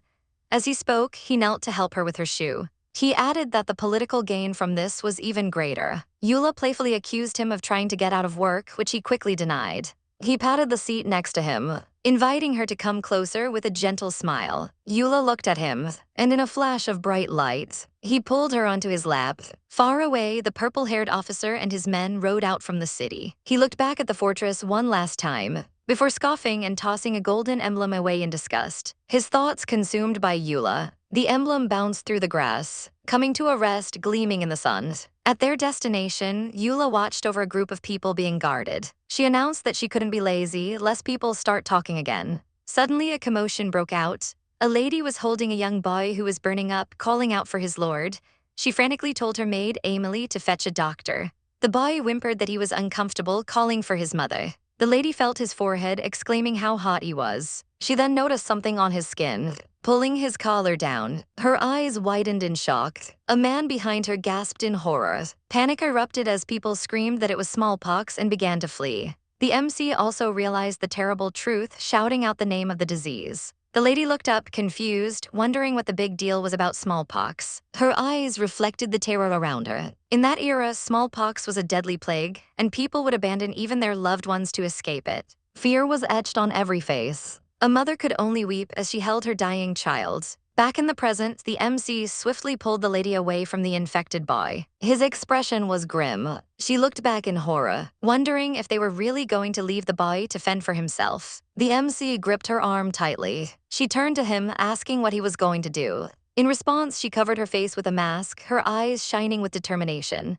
The MC looked at her, completely surprised by her resolve. Chapter 0071-0073. With her hands wrapped in bandages, Eula listened as the green-haired lord instructed her to take the mother and son away. As she turned, the sight of a shocked blonde woman in the distance did little to deter her. Her own eyes, filled with resolve, were all that mattered. She faced the stunned crowd, who could only watch as she and the lord walked away from them. One woman with pink hair seemed particularly worried. From a distance, the murmuring crowd looked like a scattered herd. The onlookers were in a state of shock, with one teal-haired woman looking especially distraught. She couldn't bear to watch, covering her face along with the others. The green-haired lord strode forward with purpose, his expression stern and commanding as he appeared before his men. He ordered them not to let any rumors spread before they returned, prompting a subordinate to cry out his title. Eula stood near a castle tower, waiting by a carriage. She gave an instruction to her subordinate, Emily, telling her to find a cow with smallpox. Both she and the lord were determined to see their plan through. Soon enough, a cow was brought before them. Eula gazed at the animal, her mind already working on the next step. A group of masked villagers stood gathered, their faces full of fear. They began to panic, accusing Eula of lying and questioning if she was going to kill them all and burn their village. One of them gripped a tool, ready to fight back. The green-haired lord watched the rising tension, uttering Eula's name softly. Then he and Eula approached the nervous cow to begin the procedure. The lord gently held Eula's bandaged hand as she assured him she was fine. They stood before the restless crowd, and the lord tried to explain that this was a method to prevent smallpox, not a death sentence, but the people were terrified, saying they couldn't take their lives as a joke. He glanced back at Eula, and together they raised their arms, showing the crowd they would be the first to receive the inoculation. The blonde woman who had been watching earlier, now also wearing a mask, declared her unwavering belief in the princess. Her faith seemed to shift the mood, as the men in the crowd watched with newfound hope and uncertainty. The people looked on, their eyes fixed on Eula and the lord standing on the steps. Finally, they formed an orderly line, ready to trust her.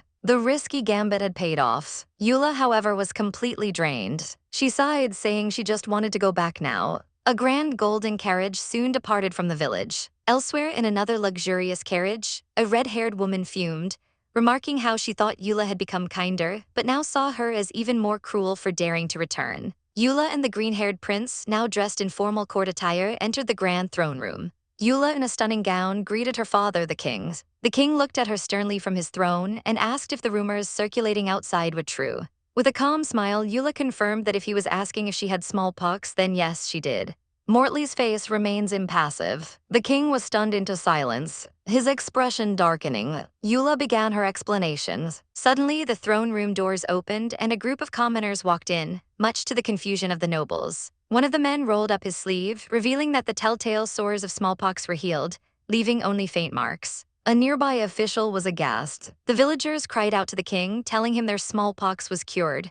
They explained it was Princess Eula who vaccinated them, saving them from death and ensuring they'd never be infected again. One of them affirmed to the disbelieving king that Her Highness was the one who saved them. Eula added that even if the king didn't believe her, he surely wouldn't doubt the envoy, gesturing to a man in white robes who was with the villagers. The king pondered this new information, then turned to the envoy and simply stated that this was good. Eula watched him, a knowing look in her eyes. Just then, the high priest stepped forward, declaring that the princess had obtained the power to cure smallpox through the guidance of the god of health, and so she must go to the church to pray and give thanks. He smiled slyly, asking what she thought of his suggestion. The prince gave a slight nod. Eula beamed, happily agreeing to go and pray for her father and the people. Outside, the prince stood by the carriage and asked if she was sure she didn't need him to accompany her. In response, Eula pulled him in for a passionate kiss. The golden carriage then rolled away, leaving the prince behind. He touched his lips, a delighted smile spreading across his face. Back in the now empty throne room, a discarded cloth lay on the floor, stained with fresh blood. Chapter 0074-0076. A voice urgently warns Your Highness that something has happened to His Majesty. In a grand palace hallway, a group of princes stand together. Eula stands alone, her expression worried. Meanwhile, two doctors wearing masks confer. One notes that the symptoms are indeed similar to smallpox. Eula, now wearing her crown, looks stunned and insists that's uncertain. She declares that from now on, she will personally take care of His Majesty. With a sharp turn, she challenges anyone else to do it if they dare. She walks off with purpose, the green-haired man following close behind while Mortley watches them leave. The two head towards the king's chambers. Once there, they stand together, preparing for what's to come. Eula clenches her fist tightly. She tells the green-haired man that she understands the situation. Their enemy will use public opinion against him. She decides to stay with His Majesty to find a cure. She instructs him to guard the outside, assuring him he'll be safe, and he tells her not to worry. Eula, who cares so much about life, steels her resolve. Inside, the king is clearly in agony, sweating profusely. Eula vows that she will never let her enemies get what they want. As night falls over the castle, she keeps vigil in the dimly lit room. Exhausted, she eventually falls asleep at the king's bedside. A nearby candle flame flickers. Time passes as she remains asleep. Suddenly, her eyes snap open. A hand appears holding a strange object. Eula is grabbed from behind, a dagger held to her throat. It's Hart, who coldly tells her not to move. His face is a mask of indifference. Eula is in utter shock, asking why it's him. He starts to push her, but then he stumbles and falls onto the bed, letting her go. Eula looks back, confused. She sees him clutching his own leg in pain and asks what he's doing. He seems to be fighting against his own body. He pulls out a small jar, explaining that he needs to grab the thing inside. It's a disgusting-looking mole cricket. Eula is completely grossed out for a moment. Before regaining her composure, she questions if he's trying to poison her. But she quickly realizes it's not that simple. Just poisoning her now would be a pointless move. She deduces that the bug is meant to infect her with the same disease as the king. Hart quietly confirms that she is correct. He explains that it's a domesticated mole cricket soaked in poison that burrows into the body and releases toxins, causing smallpox-like symptoms that hide the true cause. He adds that the jar also contains the broken horn of another cricket. Eula looks on in horror as the candle flickers. Her expression suddenly shifts to one of hope. She calls him Brother Fourth, realizing that if he knows the cause, he must also know the cure. She exclaims that their father can be saved. The two sit across from each other in the room. Hart admits that she and a wise man had the same idea. The treatment is simple, just draw out the parasite and treat the physical damage. He looks up, a hint of sadness in his eyes. Eula presses him, asking how early it needs to be done. The throne room is empty, bathed in morning light. The king lies still in his bed. A formal portrait of Adalante Roman III, king of the kingdom of Adalante, is draped in black. An announcement is made: he has died of illness. In the royal court, tensions are high. The freckled prince is thrown out of the room. He crashes through the doors. Looking stunned, he gets to his feet, screaming at Mortley for daring to touch him and boasting that he was the king's favorite heir. He calls Mortley trash that the king didn't even want to look at. His eyes are wide with fury. He turns to his other brother, appealing to Hart for support, reminding him that they are blood brothers. But Hart coldly states that they need to unite to attack Eula. The royal family is gathered, a clear division between the factions. The freckled prince is left looking completely betrayed and confused. He stammers, unable to process what's happening. He can only shout what in disbelief. Eula and the green-haired man sit together, their faces grim. One of the nobles stands and declares that with the mob growing restless, they must elect a new king, nominating Mortley as the eldest son. Another noble immediately objects, shouting that only the capable should rule, not the old and mediocre. Eula lets out a small, contemptuous laugh. Mortley's face remains impassive. Eula holds up a book, stating that it contains full instructions and that everyone already knows who is behind this plot. She stands up and walks to the balcony where a crowd is chanting, demanding the throne be surrendered. A new king elected, taxes lowered, and laws rewritten. Mortley looks on in shock. The freckled prince is equally stunned. Eula turns to Mortley and asks him if he wants to be the king of destruction. The three stand in a tense standoff. Suddenly, the high priest enters the hall, commenting on how stubborn Her Highness Eula is. Eula gives him a cold side-eye. The high priest continues, revealing that the true purpose of this chaos is to manipulate her. using her as a puppet to control the kingdom. He mentions that his own family was once very close to the one who would benefit, his gaze falling on the green-haired man.